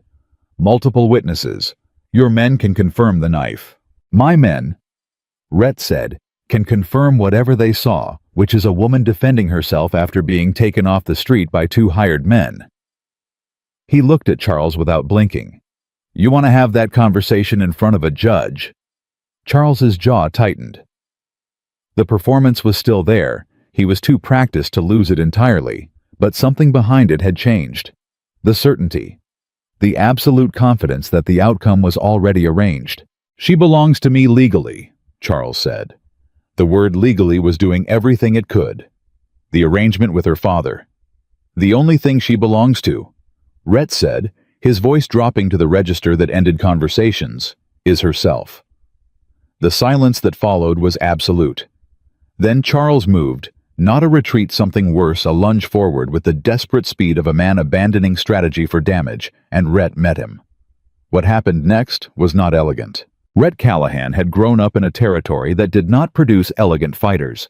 He had survived a war. He had spent 11 years managing land and men and situations that required absolute physical authority and the willingness to apply it. He was not a violent man in the way people assumed. He did not enjoy it, did not seek it, had spent considerable effort building a life that didn't require it, but he was very, very good at it when required. Charles landed one hit. It was a solid one. The man was not physically weak, whatever else he was, and it rocked Rhett back a step. Then Rhett put him on the ground and kept him there, and the fight stopped being a fight. It became something else, something that would have had no good ending if Adeline had not put her hand on Rhett's arm. "Stop," she said. He heard her. He was breathing hard, and the thing that had been driving him since Eli showed up with the glove was still fully engaged, still looking for an outlet, and the man on the ground was the reason for 8 miles of desperate riding in the dark. "Rhett," her hand on his arm, her voice steady. "Stop." He stopped. He pulled back and stood, and Charles stayed on the ground, and the camp was very quiet. "He's not worth it," she said. "Not what it costs you." She came to stand beside him, not between him and Charles, but beside him, her shoulder against his arm. "I need you here. After. I need you not to do something that takes you away from after." He looked at her. At her bare hands, she'd lost the gloves somewhere, or taken them off, and the knife still in her right hand, and the absolute grounded certainty in her face. She had fought her way to this moment. She was not going to let it be ruined by what happened next. "All right," he said. His voice was rough. "All right." He straightened fully, looked down at Charles. "You're done here," he said. "Everything you filed, everything you arranged, every judge you paid my attorney is already dismantling it. Your man in Pima County is going to have company from the territorial governor's office by the end of the week." He paused. "And what happened here tonight? The kidnapping, the hired men, the knife wound, you're going to try to explain that's a criminal matter in this territory, not a civil one." Charles looked up from the ground. The performance was gone. What remained was a man who had made a serious error in judgment and was beginning to understand its full dimensions. "You can't prove," Eli Cooper, Rhett said, "is 9 years old, and saw your wagon leave the alley. A 9-year-old's testimony in front of a sympathetic jury against a Chicago politician who came west and had a local woman taken off a public street. He let that settle. Try me. Charles said nothing. One of the ranch hands stepped forward and pulled him upright. And Charles went without resistance, and something in that going without resistance told Rhett more than anything else had about the actual state of things. Charles Whitmore, who had built his plan on the assumption that Adeline Brooks was a frightened woman and Rhett Callahan was a simple obstacle, had arrived in Dry Creek with a complete architecture and was leaving it with nothing. Not because the architecture had failed, because he had built it to contain something that no longer existed. Hooray! They rode back in the dark. She was beside him. He'd given her his horse and taken one of the hands, and they rode in the particular quiet of people who have been through something together and are still processing the shape of it. After a while, she said, "The knife was from my boot." "I know. I've been carrying it since the 2nd week." A pause. "I didn't tell you." "I know that too." He glanced at her. "You were managing your own risks." "Yes. He considered. "That's the right thing to do. You shouldn't need my permission to keep a knife." She was quiet for a moment. "Most men would be bothered by it." "Most men," he said, "haven't watched you use one." Something almost like a laugh crossed her face. Small, exhausted reel. "I was afraid," she said, "when they put me in that wagon. I want you to know that. I wasn't brave. I was terrified and angry, and the anger was louder than the fear, so I used it." "That's what brave is," he said. "I thought brave was not being afraid." "No," he said. "Brave is being afraid and moving anyway. You've been doing it since the moment you stepped off that train." She looked at him in the dark. "Rhett," she said. I'm not leaving." She said it simply, plainly, like a thing that needed to be said out loud for the last time and then put away. Not ever. Not for him, not for what he cost you, not for anything that isn't my own choice. I'm not leaving. He said nothing for a moment. Then, "I know." "You know. You walked back into that room last night and put your things away," he said. "You already told me." She had forgotten he'd seen that. She looked at the canyon ahead of them, the stars overhead, the red rock country she'd come to know in a matter of weeks, the way she'd never known anywhere in years. "Your cattle contracts," she said. "Being managed. Your reputation survived worse." Charles. "Being arrested," he said. "Marsh has Dale Pruitt and 2 witnesses in a room right now. By the time we get back, the formal complaint will be filed." He paused.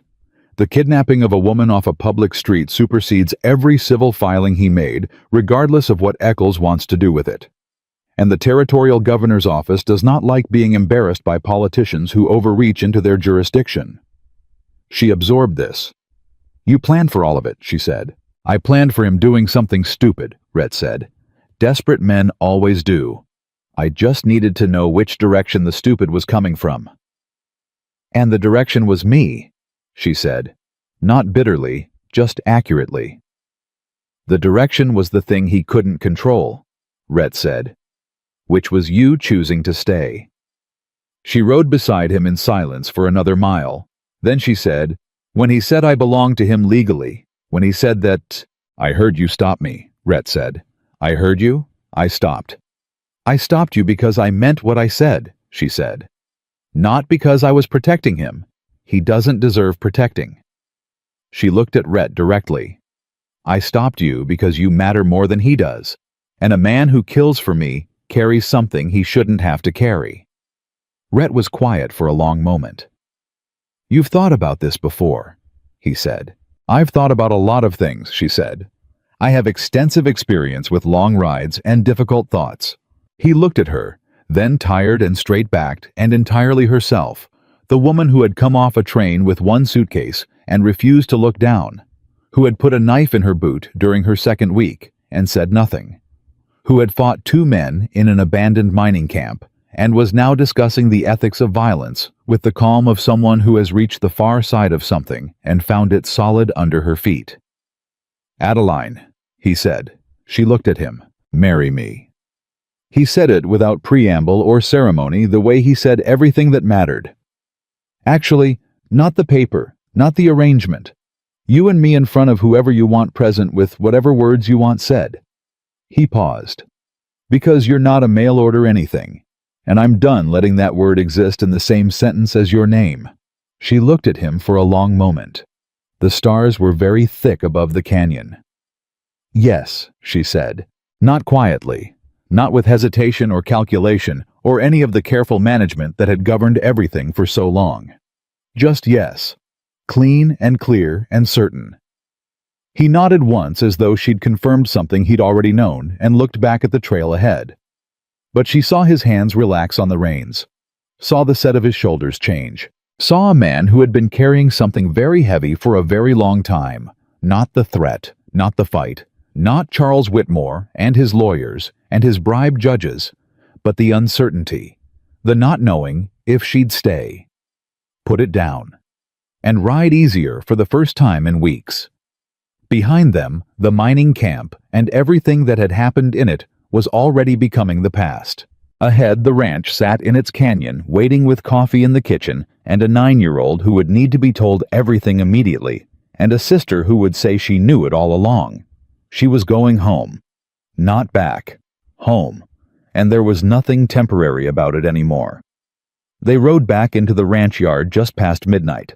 Clara was on the porch. She had been on the porch, Rhett suspected, since the moment he'd left.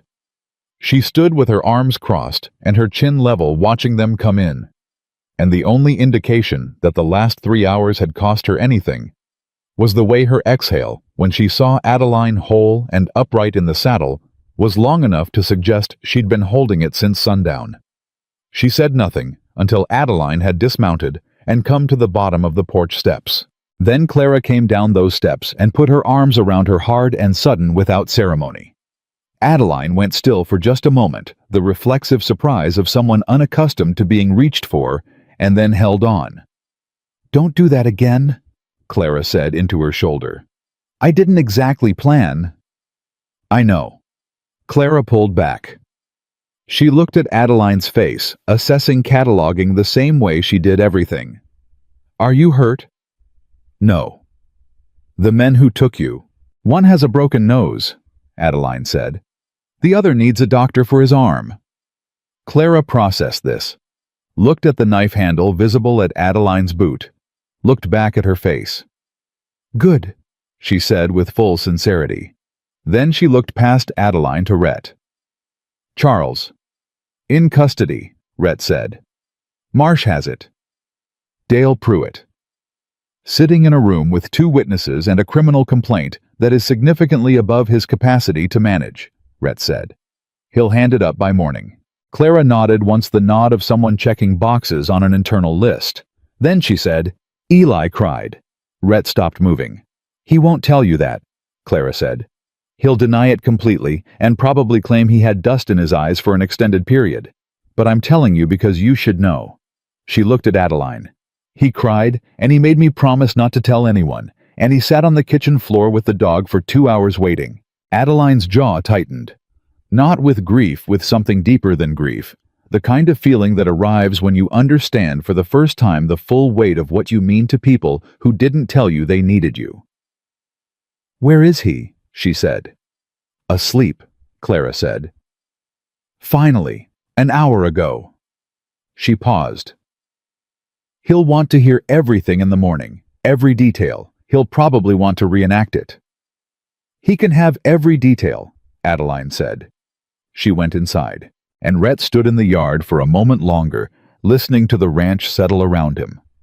The horses, the night sounds, the particular alive quiet of a place where people are sleeping safely, and felt something he hadn't felt in longer than he could accurately calculate. Not relief. Relief was too temporary, too surface-level a word for it. Something that lived underneath relief. Something that felt against every expectation he had built his life around like enough. Charles Whitmore's case moved faster than he'd expected and slower than he'd hoped. The criminal complaint kidnapping assault conspiracy to coerce went up from Dry Creek to the territorial court within 48 hours, which removed it from Dale Pruitt's reluctant management and placed it squarely in front of a judge who had no prior relationship with Charles and no interest in developing one. The territorial governor's office, alerted by Marsh, through a contact Rhett had spent 11 years never needing until now, sent a representative to Tucson by the end of the week. Judge Eccles, it turned out, had overestimated both Charles's influence and his own insulation from consequences. When the governor's representative arrived with documentation of the private meeting and the prior filings, Eccles did what men in his position invariably do when the mathematics changes. He reconsidered his position with remarkable speed and thoroughness. The civil filings Charles had brought, the contested marriage, the coercion implications, all of it collapsed without the judicial cooperation that had been their foundation. Without Eccles, without Dale Pruitt's compliance, without the leverage he'd expected to apply to Rhett's business relationships, Charles Whitmore had a criminal charge, a territory he was no longer welcome in, and a reputation that was traveling east ahead of him on the telegraph wire. He did not fight extradition. He left on a Thursday in a different hired coach with considerably less ceremony than his arrival had carried. Marsh accompanied the process personally and sent Rhett a telegram when the coach cleared territorial limits. 2 words: he's gone. Rhett read the telegram at the kitchen table and set it down and went back to his breakfast. Adeline watched him from across the table. "That's it," she said. "That's it." She looked at the telegram, at those 2 words doing 11 weeks of work in a single line. "I expected to feel more," she said slowly, when it was over. "What do you feel?" She thought about it honestly. "Hungry," she said. "I feel hungry. I missed breakfast yesterday, and I'd like eggs." He looked at her for a moment. Then he got up and made eggs. And that, in its own quiet way, was the most complete answer either of them had for what came after. The town shifted the way towns shift, not all at once, not with any dramatic declaration, but in accumulated small adjustments that eventually add up to a different landscape. Agnes, who had listened to Adeline at her kitchen table and believed her had talked to the right people in the right tone. The story that circulated now was not the one Charles had constructed, the vulnerable woman, the manipulative rancher, the concerned civic-minded visitor from Chicago, but the one that was actually true and actual truth. Once it starts moving in a small town, is difficult to stop. Mabel Pruitt did not apologize. Mabel Pruitt was constitutionally incapable of apology, which was a fact everyone, including Mabel, had long since accepted. But she stopped. The active campaigning, the gathered women, the loud opinions voiced in doorways, it stopped. And in the particular social mathematics of Dry Creek, Mabel Pruitt, going silent, was as close to a public retraction as the town was going to produce. Fletcher, who had addressed Adeline as Mrs. Callahan since the day Rhett had his brief private conversation about courtesy and consequences, began asking her opinion on supply scheduling. She gave it. He used it. He never acknowledged either of these things directly, which was exactly the kind of credit she had learned to accept from men like Fletcher without requiring anything more formal. The hands at the ranch, who had never needed the town's opinion to form their own, were simply quietly satisfied. Beaumont won the bet, which turned out to be a modest amount of money, collected from 7 participants who had underestimated the timeline. He accepted it without comment and added an extra serving to everyone's supper that evening without explaining why. Eli, true to Clara's prediction, demanded the full account of the mining camp in exact detail, questioned every decision for strategic alternatives, and ultimately decided that Adeline's use of the knife had been optimal, and that he personally intended to learn this skill as soon as someone agreed to teach him. "Ask Clara," Adeline told him. Clara, when asked, taught him. She was an excellent teacher. She had strong opinions about where a knife should be kept and how it should be held, and she conveyed them with the direct efficiency of someone who has thought seriously about practical matters and finds people who haven't mildly exhausting. The wedding happened on the last Saturday of the month. Not large. Not formal in the Eastern sense, no hall hired, no engraved invitations, no occasion designed to impress anyone who wasn't already there. Adeline had been asked what she wanted, and had said without much deliberation the people who were here. No one who wasn't. So, it was Agnes and her husband. It was Beaumont who wore his one good vest and considered this a significant personal concession. It was the ranch hands cleaned up and slightly uncomfortable in the way of men who are unaccustomed to standing still for ceremonial purposes. It was Ruby who had asked 3 days in advance what she should wear and had taken the answer seriously. It was Eli who wore his regular clothes because no one had thought to specify otherwise and who stood beside Rhett with the self-appointed gravity of someone who considers himself essential to proceedings. It was Clara who stood on Adeline's side and held her hand before the words started and did not cry, which cost her more effort than anything else she did that day. The words themselves were simple. The pastor from the next town over read them plainly, and they answered plainly, and when it was done, it was done. Rhett held her hand through the whole of it. Afterward, in the yard, Eli said, "That was faster than I expected." "That's generally the goal," Rhett said. There wasn't any cake.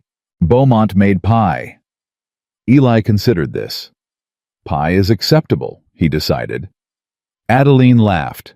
It was the kind of laugh that comes out of the body before the mind decides whether to allow it genuine and sudden and full, and it caught Rhett mid-turn, so that he saw the whole of it, and what moved across his face in that moment was something he couldn't have named and didn't try to. He just looked at her. And kept looking. The way a man looks at something he still can't entirely believe is real. Take. The first change came the week after. It started with a woman named Helen, who arrived at the ranch gate on a Tuesday morning with 2 children and a single bag, and the expression of someone who has made a decision at the very end of their capacity to keep waiting. She had heard through Agnes through the network that had been quietly forming in the weeks since Adeline's truth had started traveling that the Callahan Ranch was a place where a woman in difficulty might find practical help rather than public judgment. She had heard correctly. Adeline brought her inside. She sat with Helen for 2 hours. She asked the right questions and listened to the answers and did not flinch at any of it, and at the end, she went to find Rhett. "She needs a place," Adeline said. "A few weeks, until she can arrange for her sister in New Mexico to receive her." Rhett looked at her, then passed her toward the main house. "The east room's empty," he said. "I know." "She can have it," he said. Adeline looked at him. "What?" he said. "Nothing," she said. I thought you might want to discuss it." "What's there to discuss?" He went back to what he'd been doing. "She needs the room. The room's empty.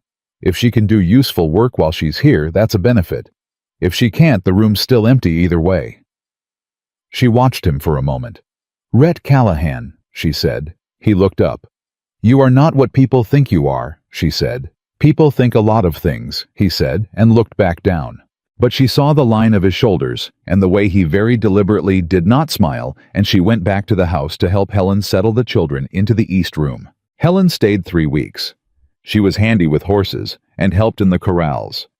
When she left for New Mexico, she took a letter of introduction from Adeline addressed to 3 women she knew there, and she cried at the gate for long enough that Eli became visibly uncomfortable and looked at Rhett, who told him without looking up that crying was occasionally necessary and that the correct response was to look elsewhere and give a person room. Eli looked elsewhere. He filed this information carefully. 2 weeks after Helen left, another woman came, then 2 more. Then a family passing through with nothing. The particular Arizona Territory variety of nothing that means winter is coming, and there is no plan for it. They stayed. They worked. They moved on when they were ready, or in some cases, they didn't move on at all. The school was Adeline's idea, shaped during the long evenings when she'd watch Ruby and Eli and Sims work through their reading by firelight, and think about the other children on neighboring properties who had no such evenings, no such time set aside, no one for whom their education was the final business of the day. She brought it to Rhett on a Wednesday over breakfast, laid out with the specific precision of someone who had prepared for possible resistance and intended to be thorough. He listened to the whole presentation. Then he said, "The South Building isn't being used." She blinked. "I know, but I thought—" "It'll need work," he said. "The floor is bad in the eastern half. I can have the hands fix it this week." She set down her fork. "You're not going to argue about it." "What would I argue?" he said. "Children need schooling. You want to provide it. We have the space." He looked at her. "Was I supposed to need convincing? Most men." "You keep expecting me to be most men," he said. "We've been married 2 months. You should know better by now."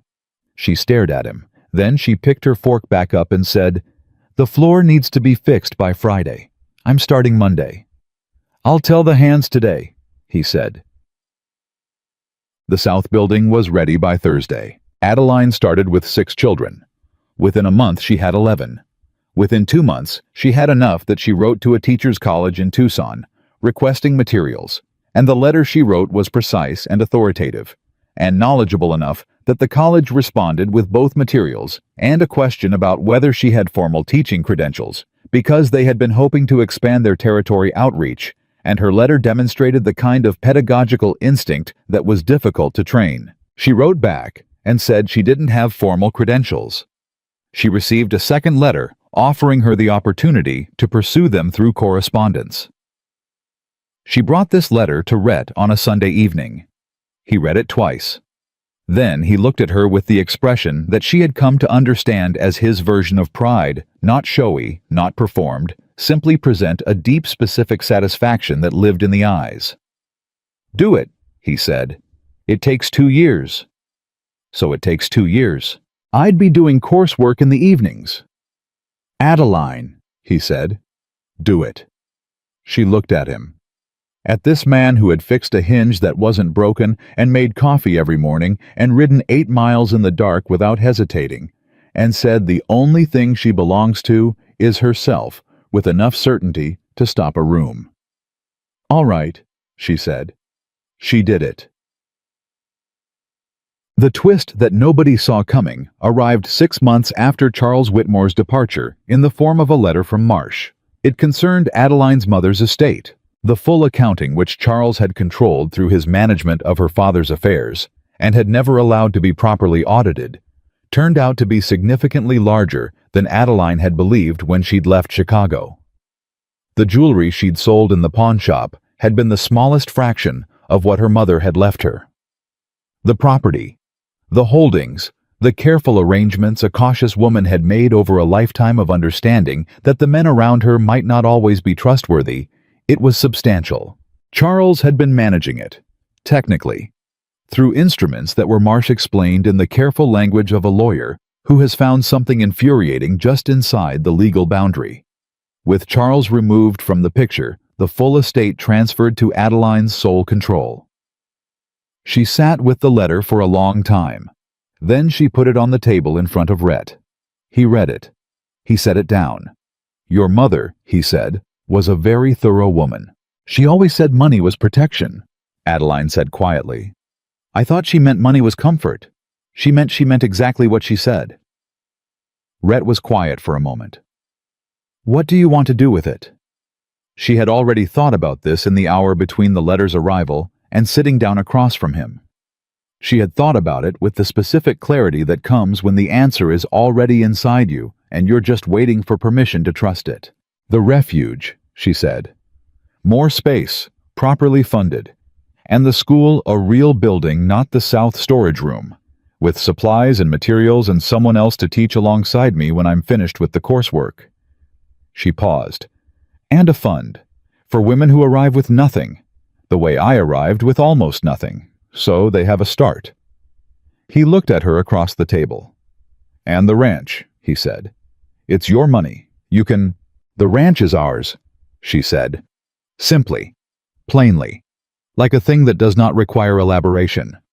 He held her gaze for a moment. "All right," he said. "Dag." The spring came, and with it, the kind of change that builds so gradually you only see it when you look back. The South Building became a proper schoolhouse. The east wing of the main house was expanded to receive women passing through, and 2 of those women had stayed and become part of the ranch's permanent life. One running the kitchen alongside Beaumont with a competence that he initially resisted and then enthusiastically embraced. One working the horses with a skill that made Rhett revise several of his assumptions about what he'd thought he knew. Eli turned 10 and developed opinions about everything with even greater confidence than before. Ruby finished her reading primer and started on the next level with the solemn intensity of someone who has decided that knowledge is a project to be completed. Sims, who had been the quiet one, discovered that he had a gift for numbers that made Adeline's eyes go wide the first time she understood the extent of it, and she wrote to Tucson about him specifically. The hands who had watched all of this from the beginning said little about it to outsiders, but among themselves in the bunkhouse in the evenings, there was a consensus that had been forming for months and that had solidified into something they considered simply true. The ranch was different now. Better different. The kind of different that happens when a place that had been functioning becomes something that's also alive. Rhett was different too. Not changed, that wasn't the right word. He was entirely recognizably himself. He was still the man who made decisions without elaborate consultation and meant what he said the first time and expected others to do the same. He was still the man who resolved problems with the particular directness of someone who considers extended negotiation an inefficient use of available time. But he laughed more. Not often. He was not a man who laughed easily, and that would not change.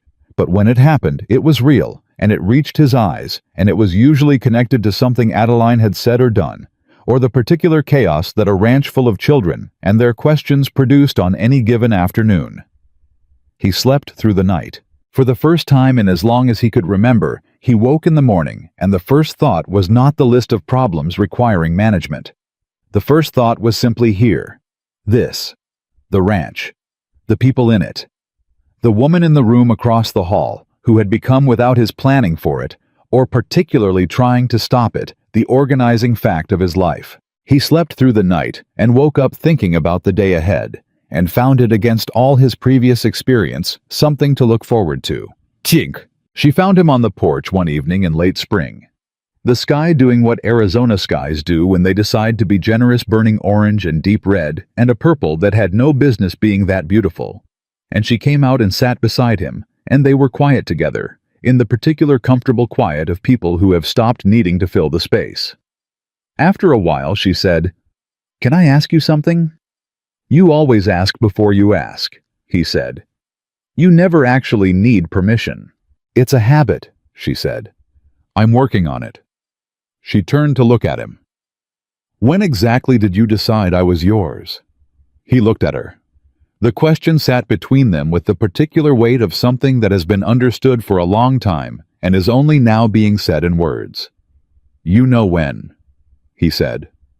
"I want to hear you say it." He was quiet for a moment, not reluctant, just taking the time that something true deserves. "The platform," he said. "First glance." She held his gaze. "You didn't know anything about me." "No," he agreed. "I could have been anyone." "You could have," he said. "But you weren't. You were you." He looked at her with the full, unobstructed weight of it, no management, no control, just the thing itself. "You walked through 40 people staring at you, and your eyes didn't drop. That's all I needed." She was quiet for a moment. "It took me longer," she said. "I know. I didn't trust it. I didn't trust." "I know," he said again. "You had better reasons than most people not to trust it." He looked out at the sky. "You got there." "I got there," she agreed softly. He reached over without looking and put his hand over hers on the armrest of the chair. She turned her hand over and held his. They sat like that while the sky finished its business with the colors. From inside the house came the sound of Eli arguing a point with Clara loudly, passionately, without apparent concern for the time of evening, and Ruby's voice adding a calmer counterpoint, and Beaumont's deep dissenting rumble from the direction of the kitchen, and underneath all of it, the particular background texture of a house full of people who are exactly where they belong. "Rhett," she said. I want you to know something." He looked at her. "I came here running," she said. "I came here with one suitcase and a broken clasp, and I was so tired I couldn't have told you what I was hoping for. I just knew I needed somewhere to stop." She looked at their joined hands. "I didn't know I was looking for this. I didn't know this was something I was allowed to look for." He waited. "I'm not running anymore," she said. "I haven't been for a long time. But I want you to know it's not because I'm tired of running or because you stopped the thing I was running from." She met his eyes. "I stopped because there's nowhere I'd rather be than here. That's different. That's a choice." He looked at her for a long moment. "Yes," he said, "it is." "I choose this," she said. "Every morning. I chose it yesterday, and I'm choosing it now, and I'll choose it tomorrow." He raised her hand and pressed it briefly to his jaw. Not a kiss. Exactly, something more fundamental than that contact and acknowledgement, and the full weight of what he could not always find words for, and then set it down again. "I know," he said. He said it the way he said everything that mattered. Quiet. Absolute. Like something that has been true long enough that saying it again is simply confirmation. In the months that followed, Dry Creek changed the way places change when the people inside them decide to become better than their worst instincts. Agnes organized a formal women's network. Nothing grand in name, simply practical in function, that connected women across 3 counties, with resources, with information, with the understanding that difficulty was not shameful and that need was not weakness. She modeled it. She told people privately on the way. Adeline Callahan had sat at her kitchen table and told the truth without performing it. The schoolhouse produced its first student who went on to a college program, Sims 12 years old by then, whose talent with numbers had been noticed by the right people at the right time. He came back to visit on holidays and sat in the kitchen with Adeline doing the coursework she was still working through and arguing about methodology with the specific, enjoyable stubbornness of someone who has been taught that his opinion deserves to be heard. Eli grew up. It happened fast the way things do when you're watching them. He became a young man who was opinionated and direct and not afraid of difficult conversations or difficult work. And if some of the credit for those qualities belonged to a woman who had modeled them in front of him every day from the age of 9, he never said so directly. But he kept the glove, the one he'd found in the alley. He kept it in his room, and when Adeline discovered this years later and asked him about it, he shrugged in the way of a young man who is not about to be emotional about something if he can possibly avoid it, and said it was useful for remembering what fast action looks like. She left him with it. And on the porch, where all the important things between them eventually found their way to words, Rhett Callahan sat in the evenings with the woman who had arrived with everything worth bringing, in one worn suitcase, and watched the territory they had made into something neither of them had been brave enough to plan for. A home. Not the building, the people. Not the land, the life. He had been alone before she arrived in a way that had nothing to do with the number of people around him, and everything to do with the particular empty quiet of a man who has stopped believing anything is coming that's worth waiting for. He was not alone now. He was not ever going to be alone again. And the woman who had been called a mail-order bride by people who believed a label was the same thing as a truth, who had walked through their judgment with her eyes level and her spine straight and chosen every single day the life she wanted over the story they'd assigned her, sat beside him and held his hand, and knew with the complete, unshakable certainty of someone who has finally truly arrived. She was exactly where she was supposed to be. Not because someone put her there, because she chose it. And that made all the difference.